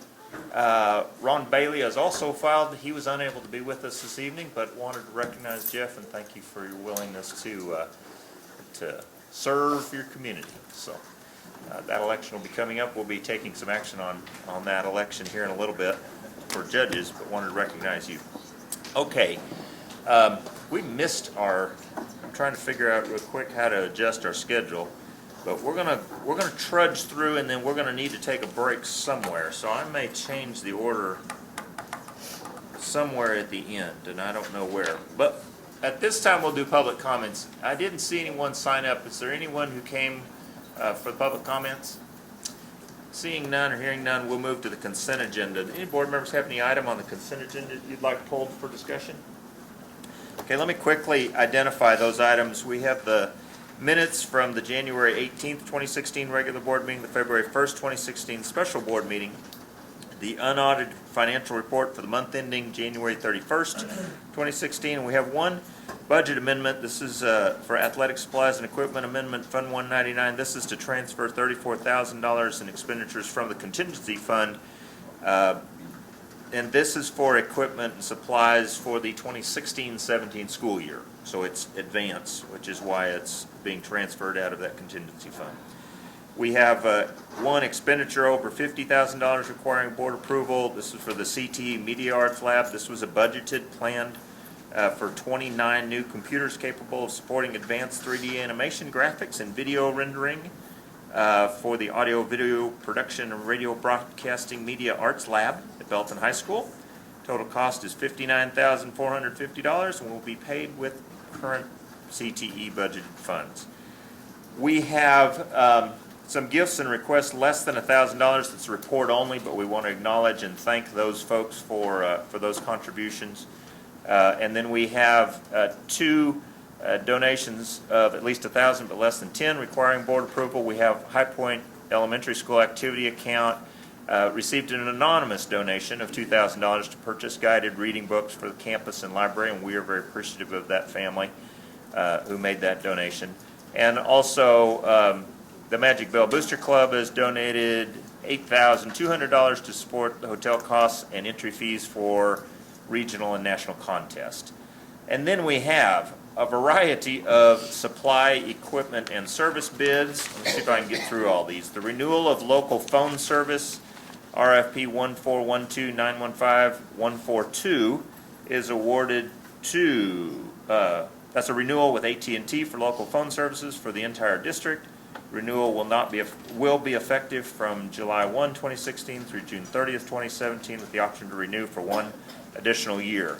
Second, we have the renewal of long-distance phone service, RFP 1412915-144, and that is to approve the renewal with AT&T for the long-distance services proposal. Contract will start July 1, 2016 and expire June 30th, 2017. Third, we have the renewal of Internet Access Service, RFP 1202915-060, and that's to approve the renewal with Time Warner Cable as the Internet Access provider for the entire district. Contract will expire June 30th, 2018. Fourth, we have the renewal of Transportation Parts and Supplies, RFP 1302906-081. That's to approve the vendor list for the renewal of the Transportation Parts and Supplies proposals. These contracts will be effective from March 1st, 2016 through February 28th, 2017, with one additional renewal year available. Fifth, we have the renewal of Transportation Parts and Supplies Supplemental 1, RFP 1412906-136. Approve the supplemental vendor list for the renewal of the Transportation Parts and Supplies proposal. This contract will be effective from March 1st, 2016 through February 28th, 2017, with one additional renewal year available. Sixth, we have the renewal of Building and Ground Supplies and Equipment, RFP 1412905-134. Approve the vendor list for the renewal of the Building and Ground Supplies and Equipment proposal. This contract will be effective from March 1st, 2016 through February 28th, 2017, and has the option to renew for two additional years, 1 year at a time. Seventh, we have the request for proposal for Building and Ground Supplies and Equipment Supplemental 1, RFP 1511905-122, to approve the vendor list. This contract will be effective from March 1, 2016 through February 28, 2017, and has the option to renew for two additional years, 1 year at a time. 8, we have the request for proposal for Medicaid and student health-related billing services, RFP 1601807-129. This is awarded to MSB Consulting Group for the district's Medicaid and student and health-related billing service, and to authorize the superintendent to enter into a contract through February 22nd, 2019. Fee for service shall remain the same throughout the same time period. And number 9 is the request for proposal for cellular phone service, RFP 160009289. This is to approve Sprint for the cellular phone services. The contract will be effective July 1, 2016 through June 30, 2017. We also have the school bus lease resolution and declaration of official intent. Important to note, this was to approve the resolution and amend the budget for the vehicle purchase and lease proceeds. We approved the lease purchase of 4 regular 77-passenger buses, 3 54-passenger special needs buses, and 1 Suburban at last month's regular board meeting. And now we're taking action to approve the resolution that includes authorization of the signature of tax-exempt lease documents and approval of financing the specific equipment listed through J.P. Morgan Chase Bank. It's important to note that the proposed interest rate for the lease will be approximately 1.39%. 1.39%, 5 annual payments of $150,827.27. The buses are scheduled to arrive this summer. First payment on lease will be made September 15, 2016, so it will be in next year's budget. And finally, we have the election judges and alternates for the May 7th, 2016 trustee elections. Already introduced Jeff. I want to congratulate Mike and Sue. No opponents, so you will not have to run. We have another week or two for Leo's position. He has filed, but no one else has failed. That's fulfilling an unexpired term, so there's a longer filing period for that one. But congratulations to Mike and Sue. We appreciate your willingness to serve, and thank you for continuing to do so, and congratulations. That's the consent agenda. Is there a motion to approve? Have a motion from Ms. Dugan, second from Ms. Winkler. All in favor of the motion, raise a hand. Passes unanimously. That's supposed to be a short way of doing that, but that was really, really long. But it passed unanimously. Superintendent's report. Okay. Public School Week activities. We have a different date than what the state set for Public Schools Week to accommodate benchmark testing at our elementary schools. We will be celebrating Texas Public Schools Week from March the 7th through March the 11th. That week, all of our elementary schools have great activities and open houses as we traditionally do planned. It's an opportunity for the community to come through our doors and see the great things that are happening in our schools. We'll also be hosting our annual Public Schools Week luncheon at 11:30 a.m. That's on Thursday, March the 10th in the Great Hall at the University of Mary Hardin-Baylor Student Union Building. That's the same place that we had that last year. And this is our chance to bring the community leaders together to celebrate our schools. It's always a nice event for us every year. This year's theme is preparing every student to excel in tomorrow's world. And the goal for the event is to highlight the opportunities available to our students in science, technology, engineering, and mathematics, and from elementary to high school. Our kids have lots of great opportunities that they need to solve tomorrow's problems, and we look forward to showcasing them at that event. February is Black History Month, and students across the district have been celebrating the month in a variety of ways.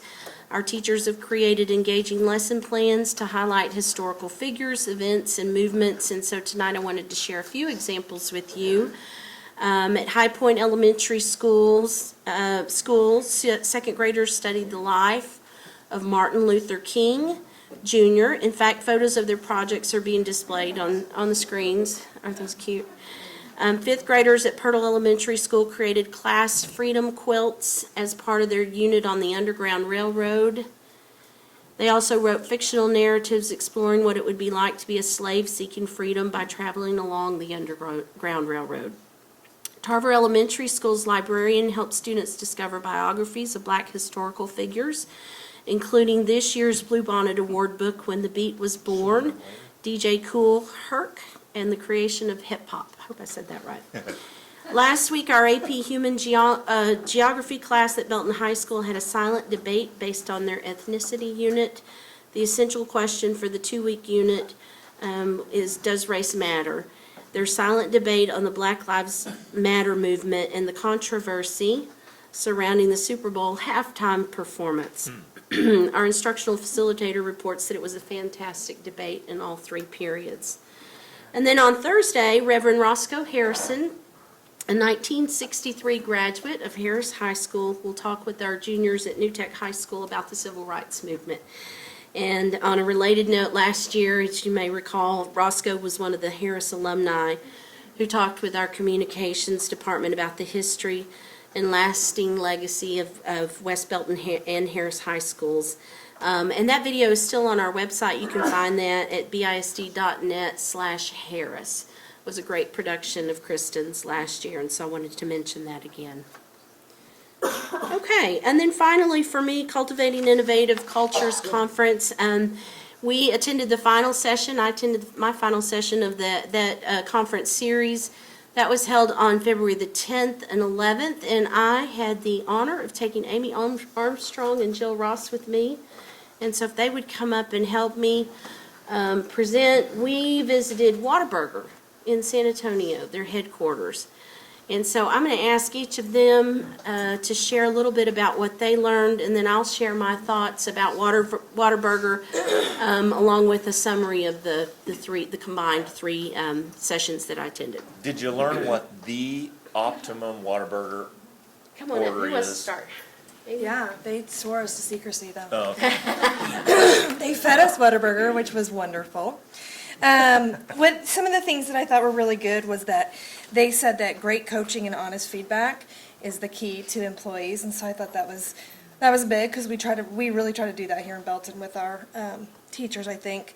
One of the things I thought was cool is they said that you should have the flexibility in your culture for people to make decisions that are in the best interest of your customer. So our customer would be parents and kids. But I thought that was interesting because they have rules and procedures that they have to live by, of course, but they told a couple stories of when their employers were able to kind of make some adjustments to be able to do the right thing for their customers, and that was really important to them at Whataburger.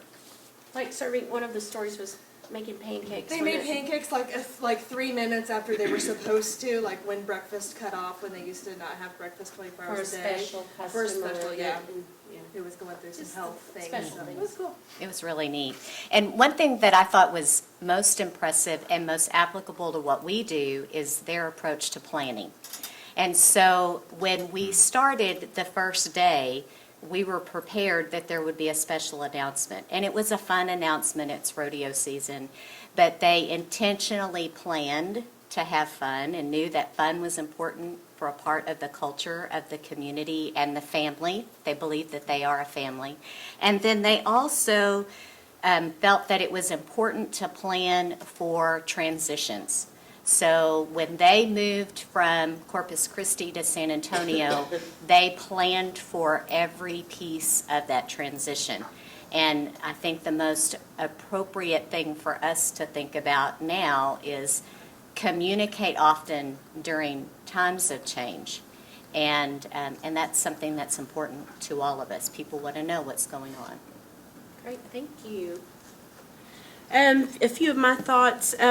I thought it was really neat. We got to hear from Tom Dobson, who is the son of the original founders of Whataburger, and that was 65 years ago when Whataburger started in a small little hut in Corpus Christi. I think they were 25 cents a piece, or maybe quickly went up a little bit.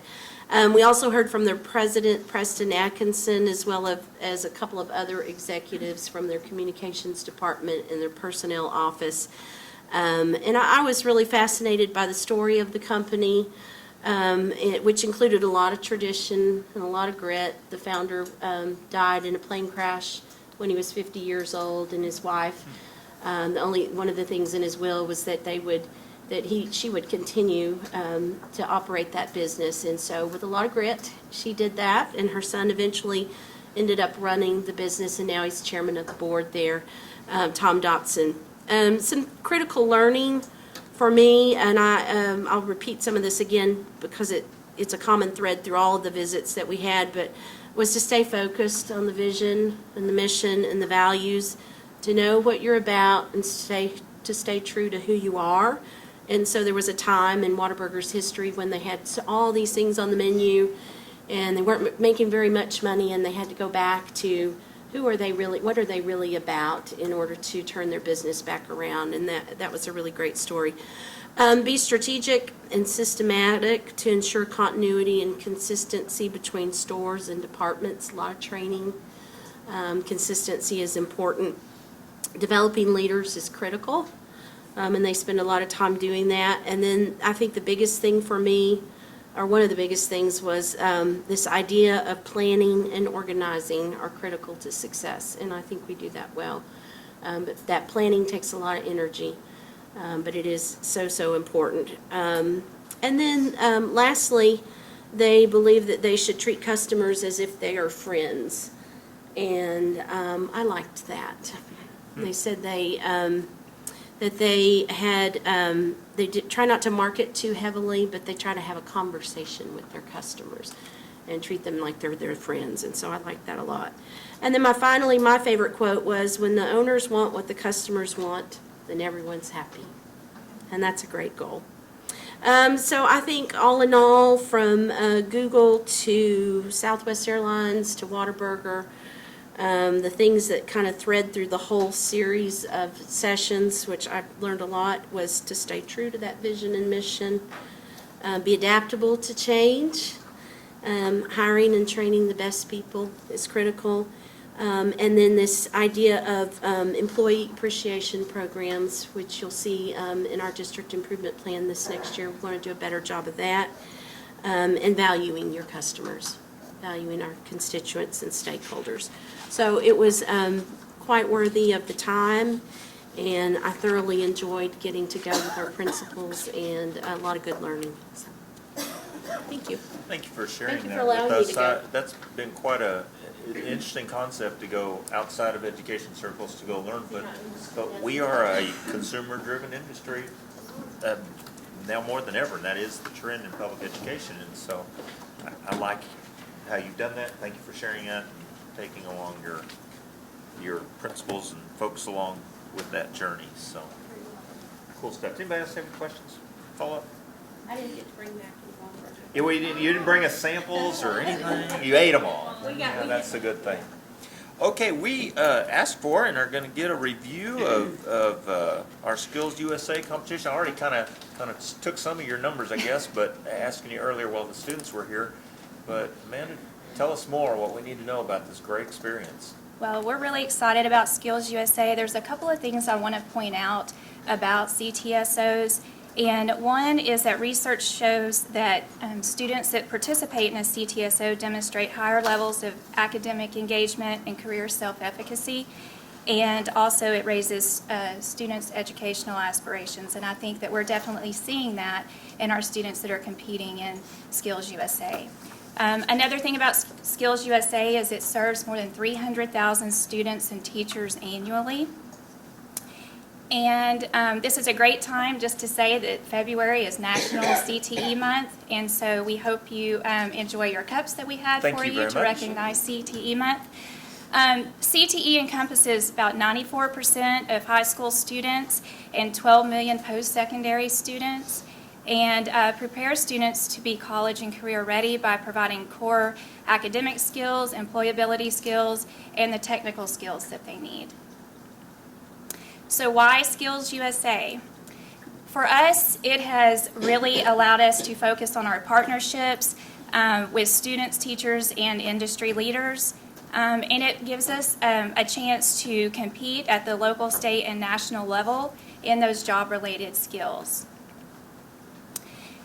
Skills USA is built on a framework of personal skills, workplace skills, and academic skills. And we're definitely seeing that in our CTE programs. Our students and teachers take that very seriously. And our industry leaders that are coming in play a great role in that as well. So I'll start with our teamworks. What I really want you to focus on is the partners at the bottom of each of these slides. For our construction program, you know, we've had NW Builders, and they're a great part of our program. RK Bass was recognized tonight as one of our community partners, and they are coming in weekly working with these kids. They have job opportunities for some of our students that will be graduating because of that network that they're creating. One thing I would like to say about RK Bass is they have decided to fund our forklift when we start our level 5 forklift certification this year. So we're really excited about that. That's big news. Yes. Great. And so we are competing in all areas other than our FFA. So I'm sorry. So when are we starting that? When is that going to happen? We start that in April. We start the level 5 forklift certification training. Great. And so we have, for the first time, competed in audio, video, graphic design, and radio broadcasting this year. We've known we've had great programs, and they competed, and everyone's going to state, won the district contest. I would like to also point out Flying T Entertainment. They're one of our new partners that was also recognized. They have really taken our audio video program to a whole new level. they're in those classes, working with those students several times a month and taking them out on site. And so they've really learned a lot from them. Holloway Sports is a practicum site for our graphic design student. And so she's taking that on-the-job training that she's learning from Mr. Holloway, and she was able to show that at district contest. So, our health science program is participating for the first time in skills. They participated in medical terminology, medical math, and the health knowledge bowl. Scott and White's been a great partner for our career shadowing program and pharmacy tech program, but this year was the first time that we've gotten to be a part of the Children's Hospital. So our students are getting to go to the Children's Hospital for shadowing opportunities there, and it's been a great experience for them. Forensic science is not new to skills, but this program is growing. We have a lot of interest in criminal justice and the forensic science job opportunities. Kids are asking, what can I do? What can I do with these different degrees? So we're going to be going to state in crime scene investigation and forensic science. The Bell County Sheriff's Department and the Belton Police Department they are part of our advisory committee this year. They're at all of our meetings, and they are helping come after school to train our students, and so they've been very instrumental in their success as well. So we all know we have a great culinary arts program at Belton High School. That's no secret. We're really excited about our new partner, Wildflower Country Club, this year, and I just have to say they're letting our students come to the country club and train under the chefs, and so that has been that's just been a great opportunity for these kids. That actually is a picture of them at Wildflower training. The chefs are working with them one-on-one. One thing I would like to say is at the district competition, what put us over the edge were the questions the students were asked about fine dining experiences and the things that they could do that no other school could do. So when you go to a fine dining establishment and you see napkins folded a certain way, tables set a certain way, we were the only school that knew how to do that, and that's because of Wildflower Country Club. So we're excited about that. And going into state in all areas. Our automotive program is not new to Skills USA either, but what I'd like to say about automotive is students that are competing in automotive have to take a technical test before they're even allowed to compete. That's how they weed students out for the competition.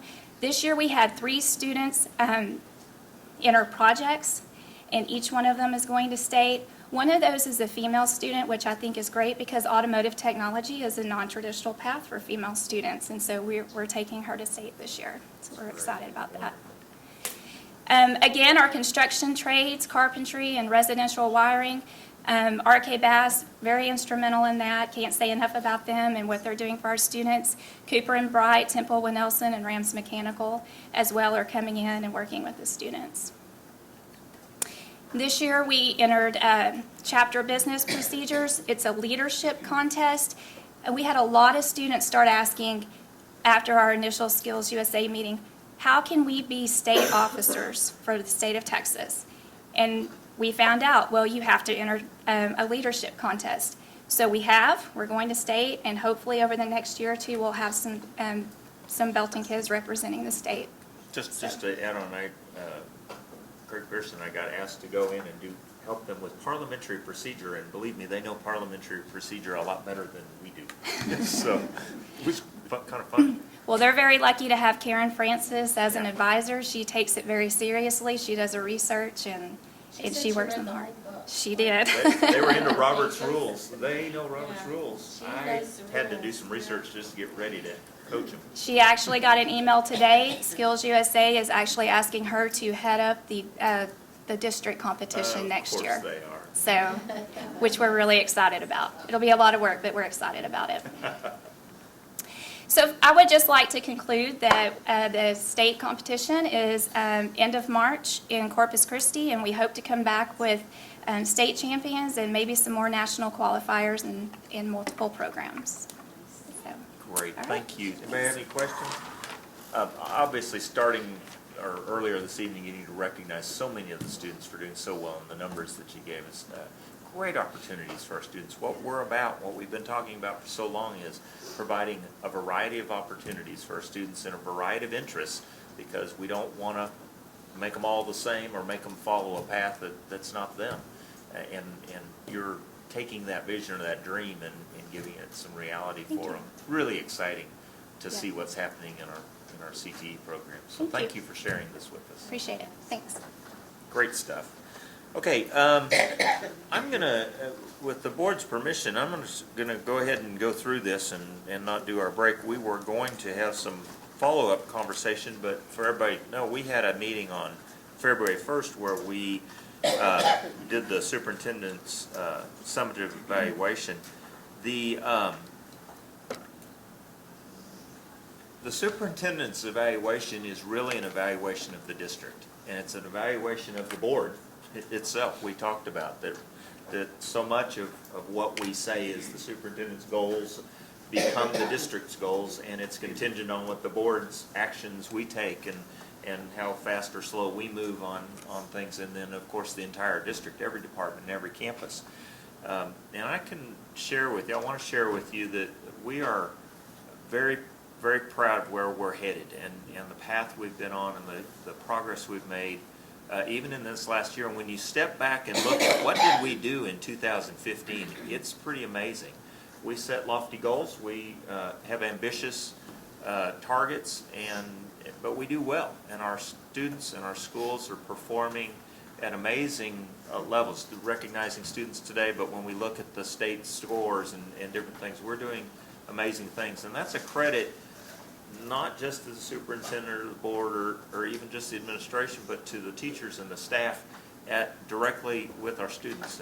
And so as we evaluate the superintendent, we're evaluating the entire district, and our conclusion is we're doing great things. Are we where we want to be? No, because there's areas to improve. And so therefore, we established new goals. And so we worked on establishing, okay, where do we go from here and how do we further evaluate progress, because we're not satisfied with just being where we are. We want to move forward. We want to have performance goals, if you will. And these are used then to build district plan and campus plans. This is the beginning of that process. And so anyway, I say that just to say what we did a couple weeks ago was review the 2015, establish really what we wanted to focus more heavily on in the future going forward, to continue that and the new things that we want to do. We tried to focus on processes rather than just tasks. Obviously there are some tasks, some dark specifics in there, but that's what they did. So we've revised that. I would just ask, does anybody have we've had a chance to review the revised modified goals. Anybody have any changes or additions to those goals? Okay, then hearing none, it would be my recommendation that we do two things. One, we approve the superintendent's evaluation instrument. We use the Texas Association of School Boards, or TASB, recommended evaluation plan, have for several years. We use that instrument and input into it these approved goals that we have had an opportunity to develop together, to work on and modify, and that we approve those. And secondly, that we extend the superintendent's contract. It has been our goal to keep Dr. Kincannon tied down as long as we can. Traditionally, that means a 3-year contract, and so this year that would mean adding another year so that she is under contract through 2019. And so that's my recommendation. Is there a motion to approve? Have a motion for Mr. Cowan and a second for Ms. Digby. Sorry, I should look both ways. Anybody else have anything you want to add in terms of that discussion? We've certainly had lengthy discussion, and I don't want to repeat everything we talked about for several hours the other night. But Well, I would just say that it continues to amaze me Turn how your our mic on. superintendent, sorry. Dressed in, never mind. Continues to amaze me how our superintendent continues to lead in the area of education, and our school district does the same on through the entire administrative staff and teachers, and continue to be impressed year over year with the progress that we make, the amount of and the extent of the goals that we set every year and continue to achieve. So I just want to throw that out there and say how much I appreciate it.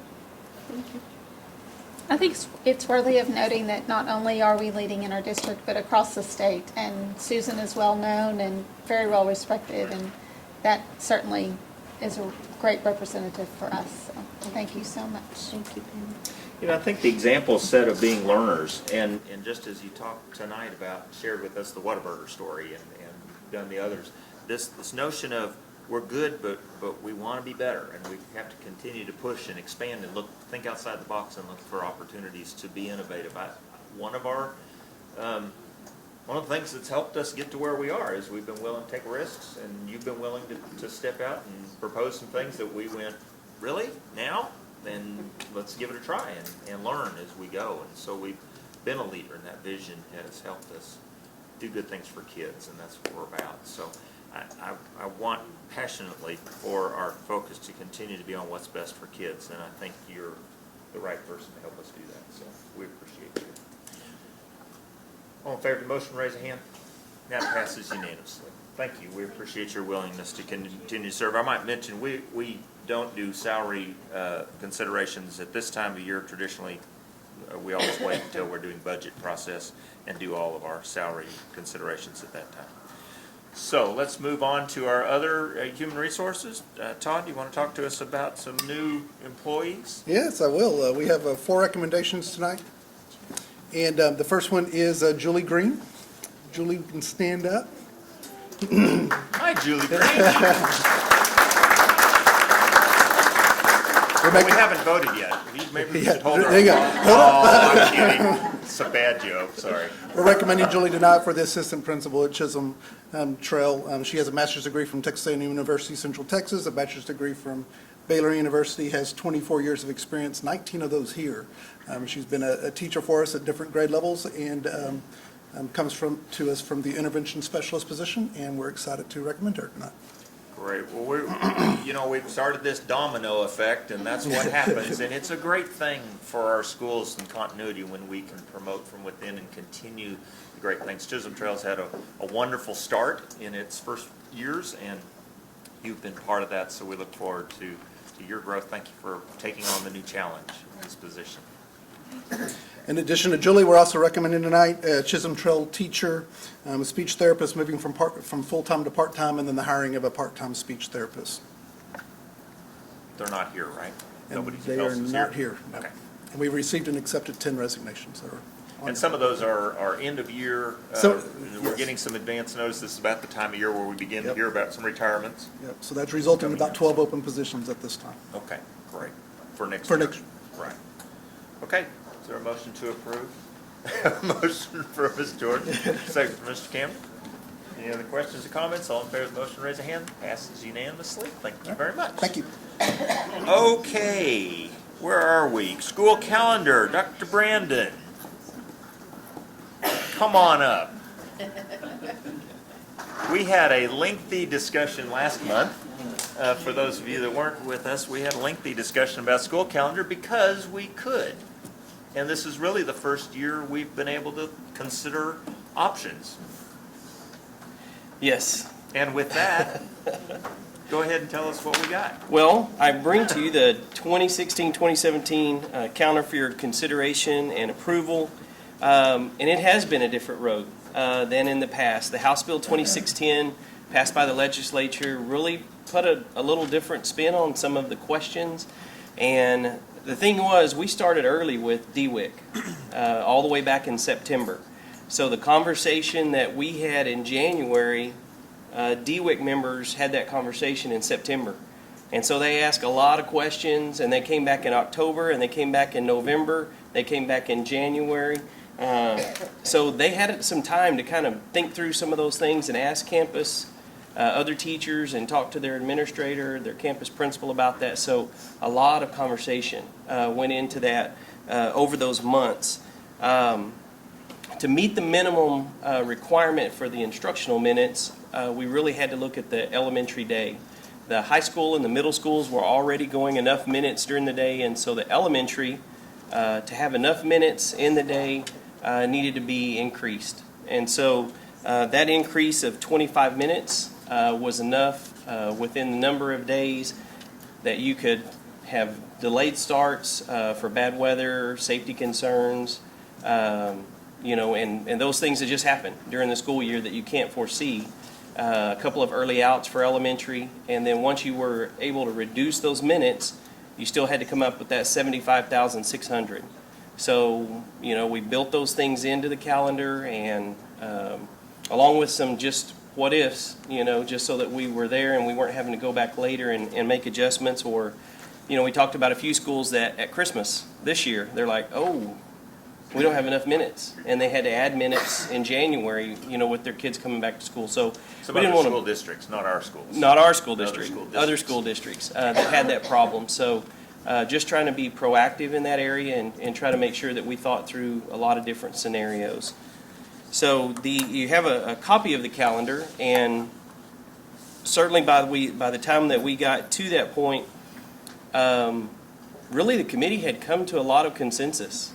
They had really looked at the holidays, the Thanksgiving, the Christmas, spring break, had some conversations not only within themselves but back at their campuses and what was important to teachers, moving forward, what worked, what didn't from the calendar before. So, we kind of talked about, while those two calendars were pretty similar, and really the major dates within that calendar had been discussed several times. So they really had honed in on what was the foundation of the calendar, and then there were just a couple of little discrepancies on a couple of campus planning days where secondary said, oh, this one's really good for us, and elementary said this one works well for us. So that's really the only two differences that were there.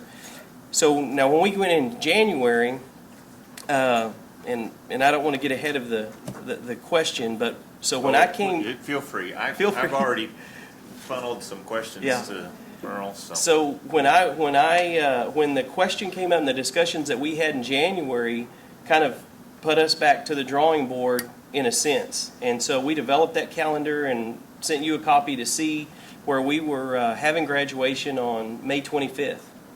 Now we were locked into some days with the Expo Center with Thursday graduation, so it's not like we could just go from the Thursday in June to Saturday and buy ourselves 2 or 3 days. We had to go from Thursday in June to Thursday in May. So all of those days that we had to go back had to be front loaded into the calendar on August 8th, 9th, and 10th. And as tempting, right? And it's not like they were like, oh, that's a terrible calendar. It's a very tempting calendar that had, a couple of things to dangle out there. So May 25th was very tempting to get out before Memorial Day. But what had happened once we started having that discussion in January is we had already set our GT planning date, that all new teachers have to have their 30-hour certification. The Region 12 had already locked us in for T-test training for all administrators August 2nd, 3rd, and 4th.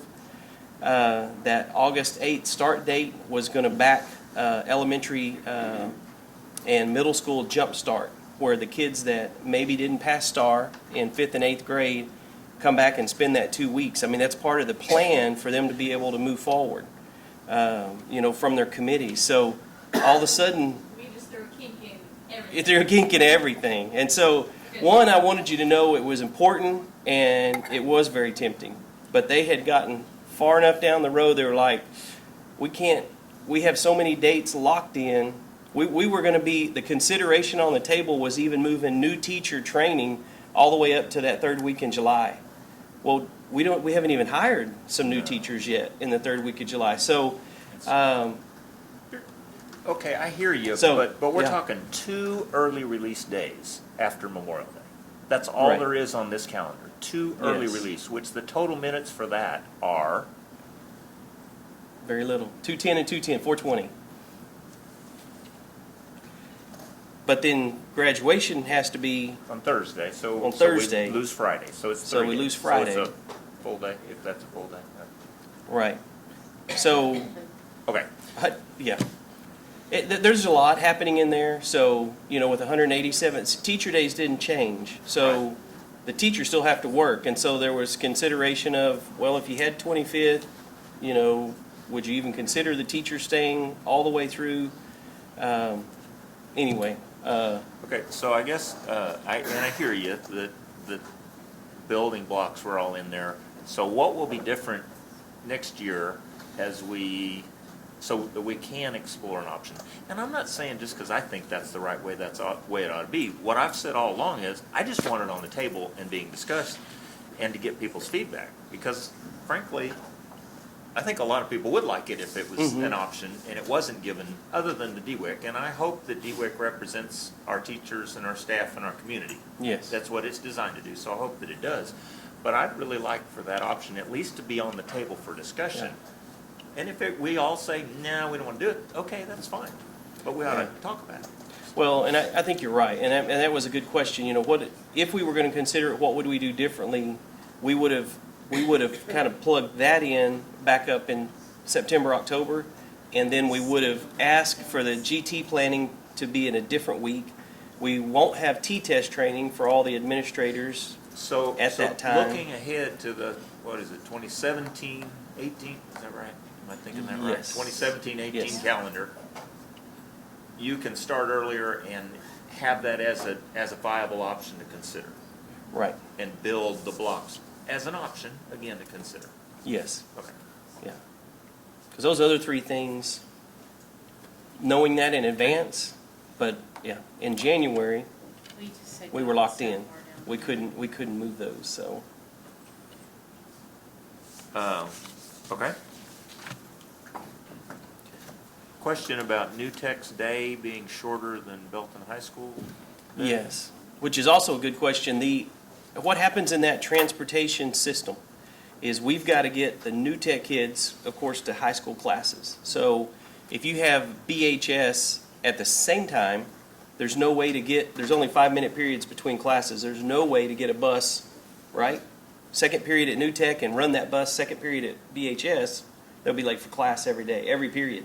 So BHS has to have a little bit of an extended day in a sense, and New Tech fall within inside of that, so that Mrs. Ross can make those adjustments between the periods, and it's some adjustment. I mean, they have to do kind of some unique things so that they can guarantee every one of those kids can get to BHS to fall into those periods. So there's a lot of communication between the high school and New Tech and transportation to make that happen. But that's why you see a little shorter day.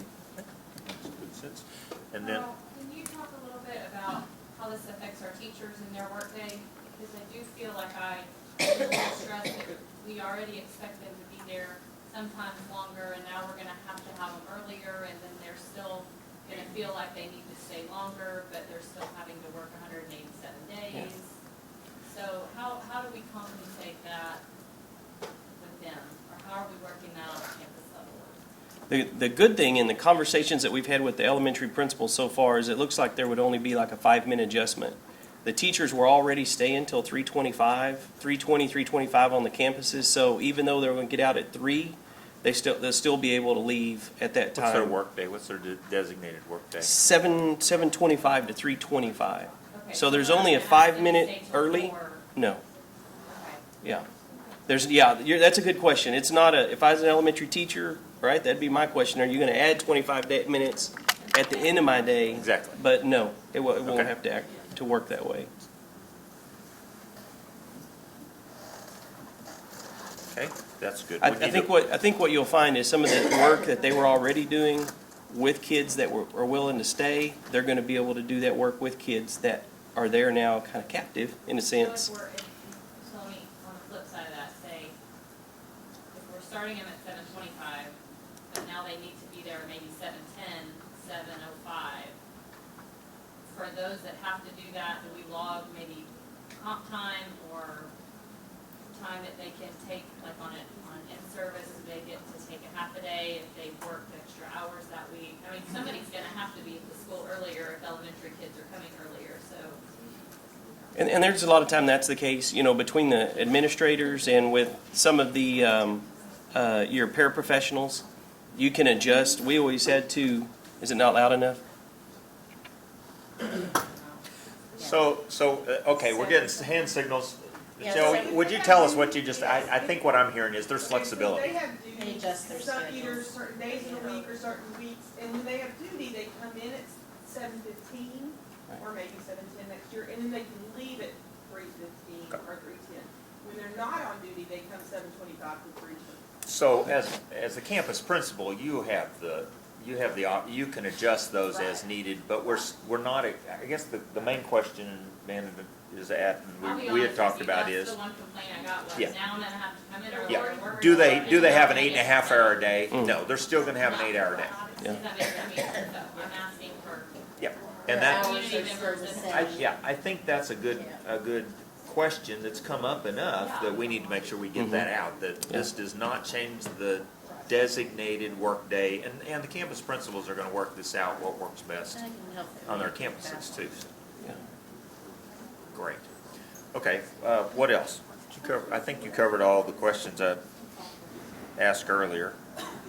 Anybody else have any other questions on the calendar? We retained the week-long Thanksgiving, that was a question that we talked about last month.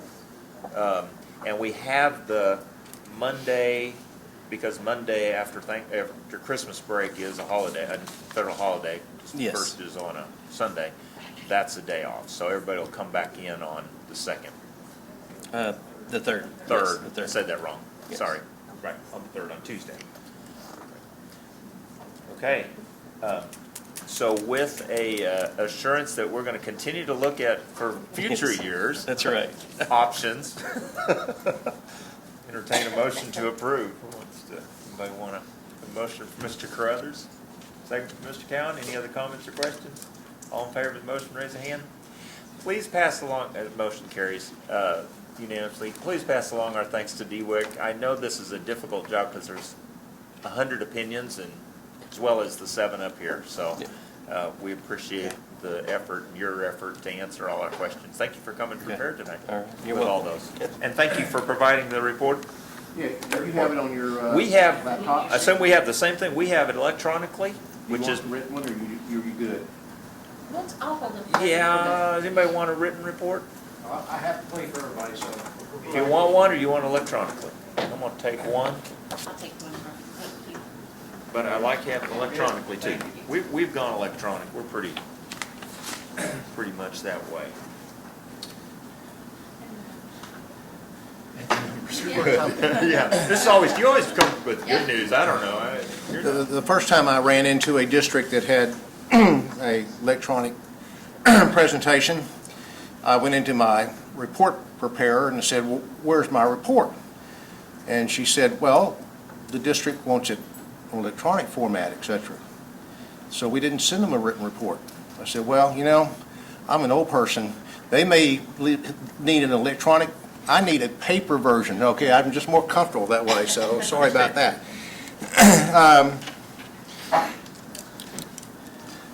Again, I think there are 2 new members of the board, since I think I was here last time. You came last year, didn't you? Yes, sir. You come every year, just Leo. Would be your Okay. first one. Anyway, just to review, our firm represents the tax appraisal district of Bell County, and we collect delinquent taxes for all the political subdivisions in Bell County through our representation of the tax appraisal district of Bell County.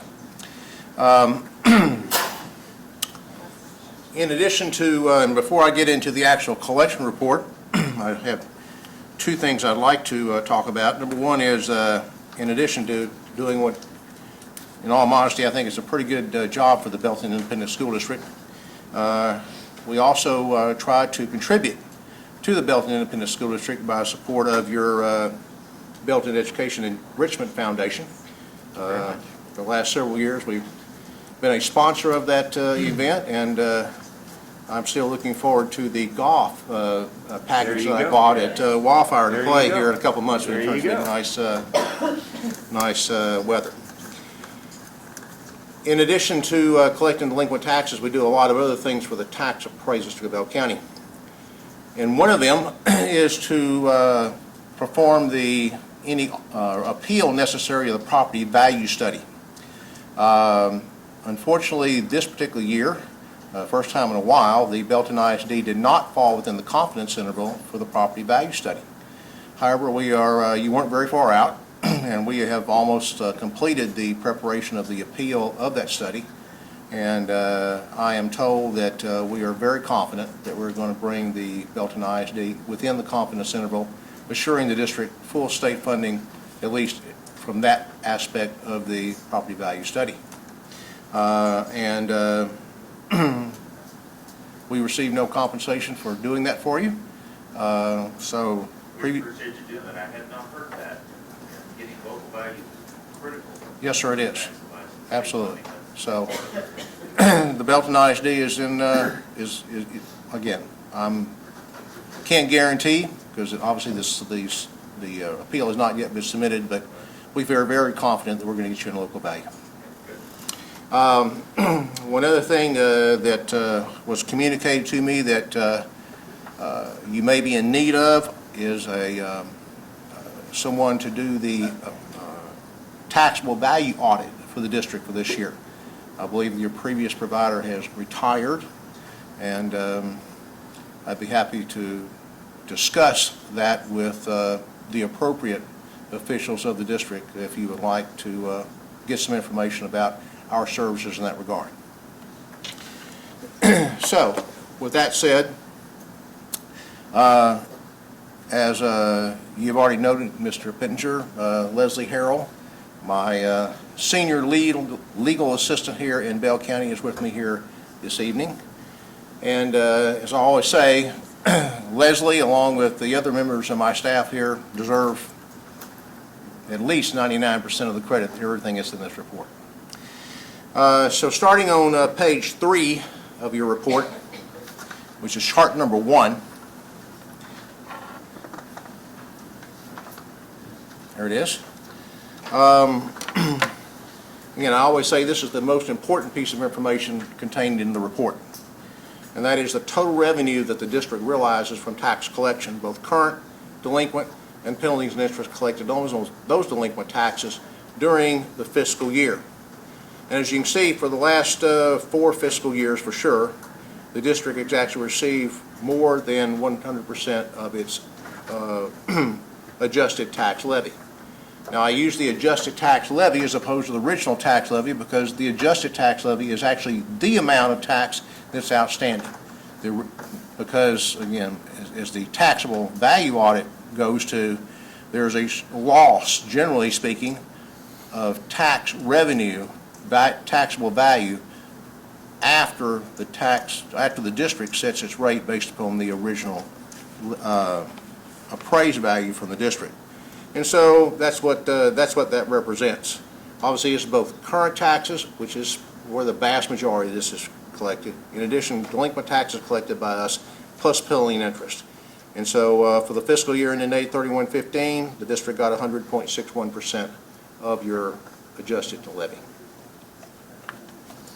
Well, any questions about chart number 1? If not, we'll move on to chart number 2. Excuse me. Chart number 2, again, it takes the 2014 through 11 tax years and shows you the amount of the tax levy that has been collected through December 31st of 15. The 2014 levy through December 15, you collected 99% of the adjusted levy. You can see 11, you've got 99.67. So you're getting a very high percentage of your taxes collected on. Now this is both current and delinquent because again, this is a cumulative collection percentage. For those of you who are not familiar, the tax appraisers of Bell County mails out the tax bill each October 1st or thereabouts. Those taxes become delinquent on February 1st of the following year. Then we do a series of mailings on behalf of the tax appraisers for Bell County between February 1st and July 1st. And actually on July 1st is when those taxes are referred to my law firm for collection. On chart number 3,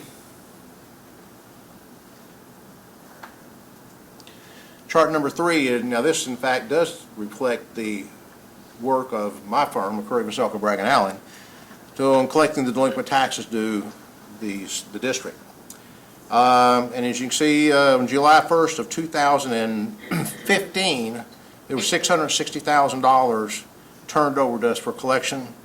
In the first 6 months, we collected 52% of that. You go back in prior years, in 2011, there was $826,000 referred to us, and 4 years later, we've collected 88.52%. So if you had these two charts laid beside each other, you'd see that for the 2011 year, you've got 99.67% of your levy collected, and we've collected 88.52% of the delinquent taxes that are collected, that are referred to us, rather. Remind me, at what point do you just write that up and say it's uncollectible? How many years out is that? For personal property, it's 10 years. For real property, it's 20 years. But again, it's as a practical matter on personal property. Of course, there's a 4-year statute of limitations on personal property, even though you can't remove it from the road. So as a practical matter, if it hadn't been collected in 4 years, it's not going to get collected. Real property, again, you're talking about most, again, you're talking about 88.5% collected. The other, pardon me, I'm sorry, 11.5% deals with properties that for the most part are distressed properties. And the odds of converting 100% of the levy on those properties into cash into your bank account is pretty slim. We do in fact sell a lot of those properties, but the time we get a hold of them and actually go through the process, etc., if you're Splitting it with the county and the city. well, yeah, but it's all split equally, but still, you're probably getting maybe 15 to 20% on the dollar for those types of properties. I guess my point to that is getting up to 87% is probably higher than most people would imagine. But beyond that, Yeah, and we're gonna talk about that in just a second. So if you turn the page, go to the next deal. You have there are 4 pie charts in the following that reflect actually again the amounts collected, and then gives you the collection status of those that remain outstanding. And that's what these pie charts are really meant to depict, is what's going on with the remaining balances that are out there. And you see the various categories that are there. As you go through time, it gets smaller and smaller, as it should. So if you go to the next chart, or next page rather, on chart 6 and 7, you will see, how it looks out there when we got 88% of your taxes collected. And then if you turn the page, I say keep turning the page, if you go to the next slide, or 2 actually, over to chart number 8.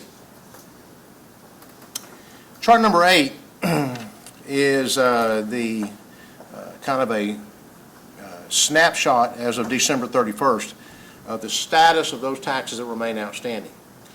As of December 31st, there was $1.259 million outstanding to BISD for delinquent taxes for the years 2014 and prior. That's 20 years worth of taxes for real, 10 years worth of personal. And as you can see, we've already collected a significant portion of that.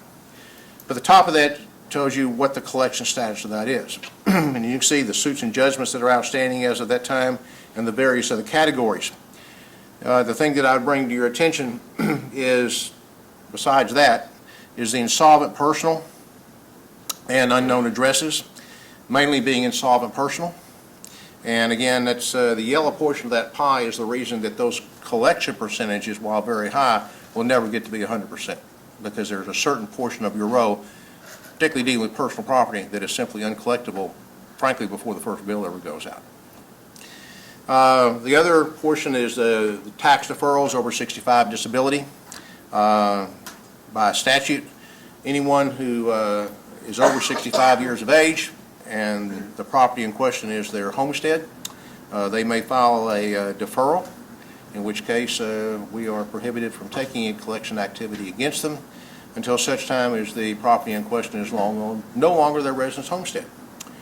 Interest continues to accrue, but it just sits there. Again, at some point the property is no longer their resident homestead and we can collect that money.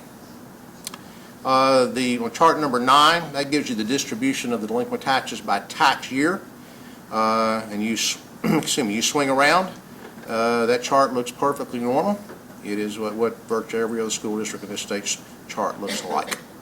Again, you get a distribution there simply by tax year, letting you know how much is outstanding there. Are there any questions on any of the charts that I have spoken to? Again, the second half of the report is merely a statistical summary of the collection activities that have been initiated on behalf of the Belton ISD. I'll let you read that at your convenience. But again, the numbers really speak for themselves, and I think that on the whole that the Belton ISD is in pretty good shape, certainly in terms of total revenue as well as current collections as well as delinquent collections. Are there any questions from anybody? Well, again, I just want to thank you on behalf of we are trustees of our school district, but on behalf of our citizens, taxpayers, making sure everybody pays their equal share so that no one is overburdened is important, and you serve an important role in that process. So we thank you for that. Leslie, thank you for that ongoing work. We appreciate your partnership with us and your support of our schools and our students too. So, thank you very much for coming. Thank you. Appreciate it. Okay, next item. David Bennett, you want to come talk to us about delivery method for a couple of exciting new projects we've been talking about for the last few months? We have been talking about those, and Amanda sort of told you all the exciting things going on with CTE. So just real briefly, at the September 2015 board meeting, Jerry with O'Connell Robertson had identified 3 potential capital improvement projects for the board to consider for 2016 potential priority list. Those were the new automotive technology building, the construction technology outdoor shop, and also the demolition of the old junior high, making way for a new parking lot to serve administration, Belton New Tech, and Belton Early Childhood. The board had asked O'Connell Robertson to continue the planning process for these projects, and since that time they have met with the administration, district staff, program directors, and teachers in order to come up with schematic plans, which you saw last month. Those plans were presented with estimated cost in our January 2016 regular board meeting, and after discussion the board asked administration to move forward with the automotive technology and construction technology projects and to continue to study the parking situation, which we are currently doing. So the estimated project cost for the 2 CTE projects is $1,179,900 for the automotive technology building and $152,213 for the construction technology outdoor shop project. Both these projects, if approved, would begin in June of this year, and we recommend competitive sealed proposals as a delivery method as the best value for these projects. The district will serve as the general contractor, and we recommend that the district request proposals for various scopes of work, rank the offers, and negotiate with the subcontractors in order to obtain the best value for the district. Projected cost for both projects is estimated to be $1,332,113. The automotive technology project will be funded through capital projects and fund balance, and the construction technology shop project will be funded through committed fund balance. So tonight we're asking the board to approve the automotive technology building and the construction technology outdoor shop project, with the district contracting the work directly using request for competitive sealed proposals, authorize the superintendent to oversee the automotive technology building and construction technology outdoor shop project as the general contractor, and to negotiate and execute contracts necessary to complete the project as budgeted. I just want to say I appreciate you doing the work so that she can get the credit and be able to go home and tell her husband that she is the general contractor for an automotive shop. She gets the credit, really and if she blows the schedule, it's not me. It's not right. I'll bet that's not right. That's great. Mr. Bounds? Yes, sir. We need some new shop space, don't we? Yes, sir. We've been talking about this for a long time. We've gone out and toured your shop out there, and gosh, you're having great results with students with inadequate facilities, and we've known that for a long time, and we appreciate your willingness to work through Unfavorable. Sophomores, my juniors are very excited, and my seniors are very. I bet they are jealous as they can be, but that's right. You just have to tell those seniors, they laid the groundwork for us to get there. It's a legacy. I think I've heard Coach Shipley use that kind of language a few times, too. Does anybody have any questions? We've been talking about this for quite a while. You're ready to go? Who wants to make this motion? You got a question? On the competitive sealed bid, we're not obligated to take the lowest absolute bid, are we? No, we are not. Best value. Because if best value, if we get a bid that we don't think is good, we can reject it. But I will tell you, there has to be a reason for that. When we will have to approve that bid. If we say no to one, there has to be a justification rationale. It can't be arbitrary. So there has to be some. So we'll see what comes in. Right. And the bids. And I hope they're under budget. I do too. I'm expecting them to be. Okay. Okay. Have a motion to approve as recommended. Mr. Carruthers, second from Mr. Campbell. Any other comments, questions? All in favor of the motion, raise a hand vigorously. Let's go build them an auto shop. And Craig's not here, but let's get them some construction trades area. This is exciting. Move in will be soon as possible, right? That is exciting. I don't want to. I really don't want to make a lot of this. This is a really big deal. It's a big commitment, and we made this commitment because this is important to our kids. This is an opportunity for our students to leave Belton High School, Belton New Tech High School, career ready, go to work, and make a difference with some great skills. So exciting times. Thank you very much for your support and support of the entire board. Yeah, we're excited about this. This is important. This is about kids, so it's really exciting. Okay, so the next item is to execute a contract, authorize superintendent to execute a contract with O'Connell Robertson Architects for the design and construction. We've discussed this previously. Jared's been here, and that is your recommendation. We have a proposal for that. Is there? I have a motion from Ms. Winkler, second from Mr. Carruthers. Any other comments or questions? All in favor, raise your hand. That passes unanimously. We will go forth and execute a contract with O'Connell Robertson and get them to work, and let's get this thing out to bid, and let's get it ready for our kids. All right, our next item is technology lease purchase. Mr. Haggerty. Yes. Good to see you.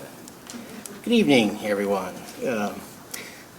Last fall, our internal Technology Visioning Committee met to discuss technology needs of students and teachers here at the district, and they wanted to determine what the best devices for instructional and learning purposes, as well as set an appropriate replacement cycle and look at methods for funding the technology purchases, replacements of that technology that was purchased back in 2011.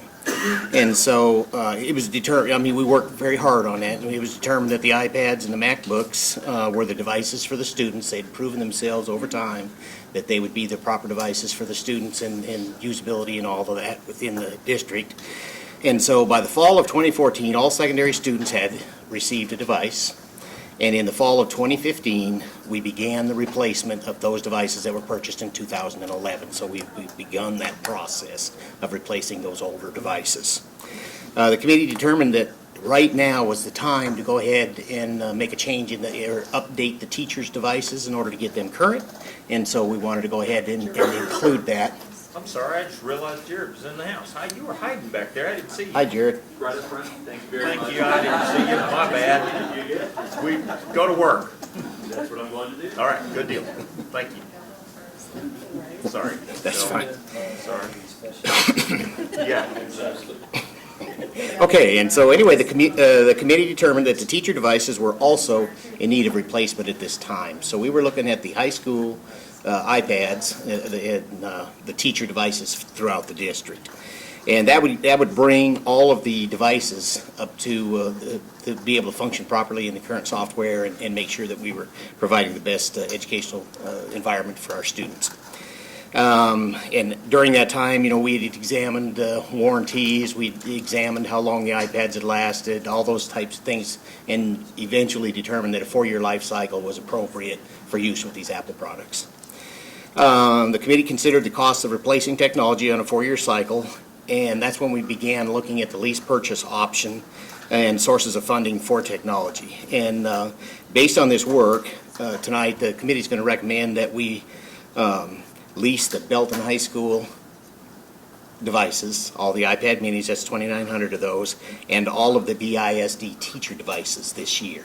Put them on a 4-year cycle and go ahead and update that technology once every 4 years. This does not include Belton New Tech at Wasco, the freshman devices. They'll be on a 4-year cycle, but that computer will be issued to that student and will purchase those devices, and they'll be issued to those students as freshmen, and then they'll keep that device right on through their senior year. So each year we'll buy the freshman, the incoming freshman, a new device, and then they'll keep that for the 4 years. And that's Nor, IMA funds. yes, that's correct. And nor the middle schools. And the middle schools then we'll buy with IMA funds as well. And so what leasing allows the district to do is spread the cost of that large purchase out over the life cycle of the device that we're purchasing. And so it's very similar to the buses that we have. It'll be capital lease, and we'll go ahead and we make arrangements with the bank, and we'll go ahead and make that large purchase, pay for it over 4 equal payments. We'll make the purchase this year. We'll escrow the money. The devices will come in time for them to be imaged and prepared for the students and the teachers this summer. We'll make the first payment in September of next year on next year's budget. And so that's what we'd like to recommend tonight, is that we go ahead and authorize the lease purchase of, let me make sure I have the right numbers there, up to $1.8 million worth of devices, with lease payments not exceeding $455,000 per year over the next 4 years for that purchase of all the Belton High School iPads, the 2,900 of those, and the 700-ish, 700 teacher devices for the district, and that is all the teachers for the district. Yes. We're gonna repurpose those and start pushing those down throughout the district on older machines, and we've become quite good at that, at repurposing some older machines and replacing even older machines, and we keep doing that until they eventually crumble to dust. So elementary schools Yeah. may get These- some iPads. Most of these will go to elementary schools. It's Nearly all 2,900, of and so them. that'll get us nearly 1-to-1. We'll have approximately 11,000 computers in the district. Perfect. That's the goal. That's the rollout we talked about, whenever that was, Deanna was sharing with us that plan to roll out. I appreciate y'all really working on this. It's interesting as we develop budget, you're putting building blocks already in the We budget have for to. the next several years. And Yes. this is another piece of those budgets. And while I think it's necessary, and this is the way we do it, and the good news is interest rates are incredibly low, so money is cheap, as they say. I hope that someday when the Supreme Court makes the legislature do the right thing and give us taxpayer equity and adequately and equitably fund public schools, and including us as a property poor school district, that we could reverse that and get to where we built our capital and then paid it that way. Yes. Districts who are wealthy, who have the unfair advantage that we don't have, can do that. We have to borrow it. Fortunately, it's cheap, but someday interest rates may go up, and so this is not where we're going to want to be. 1% interest rates are very affordable, but it may not always be that way. So I would hope that assuming they eventually do the right thing, we can change that. So We'll be bringing those financial documents forward at a future board meeting, and we hope to bring that forward at 1.29% on this particular transaction. that's even better. I have a question too. I know some of the concerns that we had at the other schools as we brought these in was the infrastructure. And are our elementary campuses set up so that they can handle a one-on-one? We're working on that diligently as we speak. We know that we need to get enough hotspots in there to get everything up and functioning. We know that we need to have the technological capability to go in and make sure that everything's loaded. There'll be very basic units at the elementary level.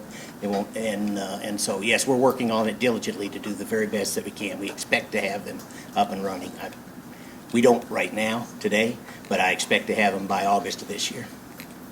But John and Phil have been working on an E-rate plan that upgrades infrastructure as well, and so we'll be bringing We'll be some bringing that next month. RFPs back to you to approve for upgrading that as well. So, and big chunk of that would be reimbursed by E-rate federal funds. That's correct. Those are telecommunication funds. And then I think too, this is probably a good time to really encourage the use of Oh, of the absolutely. devices at the schools. Absolutely. And to bring in new ones as far as at the high school. I know a lot of the teachers like them a lot, and some still are maybe a little shy off of them. So certainly would encourage them to use those. We did do one thing a little bit differently this year, is we gave each teacher the option of either a PC or an Apple as we prepared to make this purchase, and let each teacher go through and decide. We gave them plenty of time to think it over and look it over, and each one made their decision on what they felt would work best in their classroom to teach their students, and then that's what we'll be purchasing. I think we're making good progress. It's been a big change for us, but I think we're making some headway in that direction. Good. So change is hard, but we're getting there. Were you gonna say something? Oh, Well, okay. it's kind of a side note, but maybe a report, and so I can hold it Okay. until later. Next item. Okay, I need a motion to approve. Motion from Ms. Jordan, second from Ms. Winkler. Approve the recommendation, move forward with release option. Any other questions or comments? All in favor of the motion, raise your hand. That's unanimous. So thank you for bringing this to us. Thank you for the research and the scrutiny you've given to this process. So, thank you. Okay, well, let me go ahead and since you mentioned that, Amanda, we'll just go straight to you with an agenda or future administrative report. I'd like to know, maybe, or see, with all this technology, I feel like these kids are a lot smarter than we are sometimes. How are we? Yeah, they made a handling video that? game of us. That we I know, could- yeah. that's absolutely, like, so, if we have discipline, we have crime in the sense of altercations, fights, things like that, but what about this cyber side of things? Are we having issues cyberbullying? with that? Are we having issues with breaking networks and bypassing securities and things that maybe only our technology department would know how to do, but our kids are smart enough to do it? And so I wonder, like, how are we doing on that end of things? I can give you a report on how we're educating our kids. Okay. Yep. Good. And maybe we have a list of consequences if they do things like that, or what, Okay. kind of what are the protocols? It's just They lose their equipment. and all scary, that, or, yeah. you know, Yeah, like yeah. this, obviously they did make it us, so. And there's no telling what else they could make of us. They have your identity. They got your hair color down. They got you. Good point. Okay, Mike, you have anything? Okay. Sue? Jason? Okay, let me identify some future events, just make sure it's on your calendar. Tomorrow, Tomorrow, we have the TASB grassroots meeting. I don't know who all is planning on going to that. I actually haven't confirmed that, but we'll be headed up to Waco to start that legislative advocacy process. And I'll go ahead and say it now to everybody. Elections have consequences, and elections have consequences for public education. And unfortunately, historically, educators haven't voted. And we need to have a say in how legislation is made, because we have our children and our future's interests. So I want to encourage everybody to be sure to take the opportunity, the right we have to vote, and study the candidates and encourage your friends and colleagues and all to vote. That's all I'll say about that.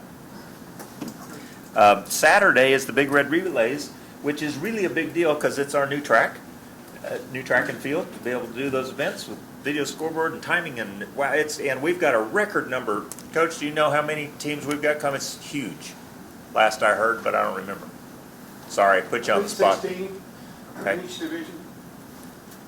That's a big crowd, and so this is going to be an exciting time out at Tiger Field on Saturday. So I encourage you to head out there if you can.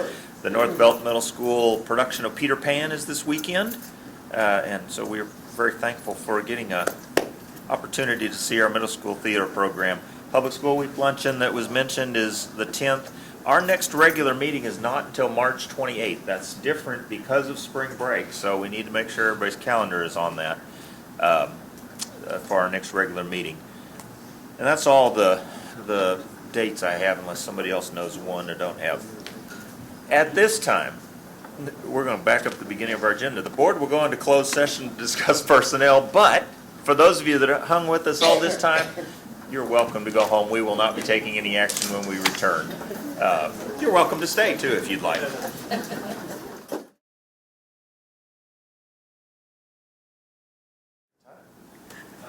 It is 9:04. We will reconvene in open session. There being no further business, this meeting is adjourned. Good night, all.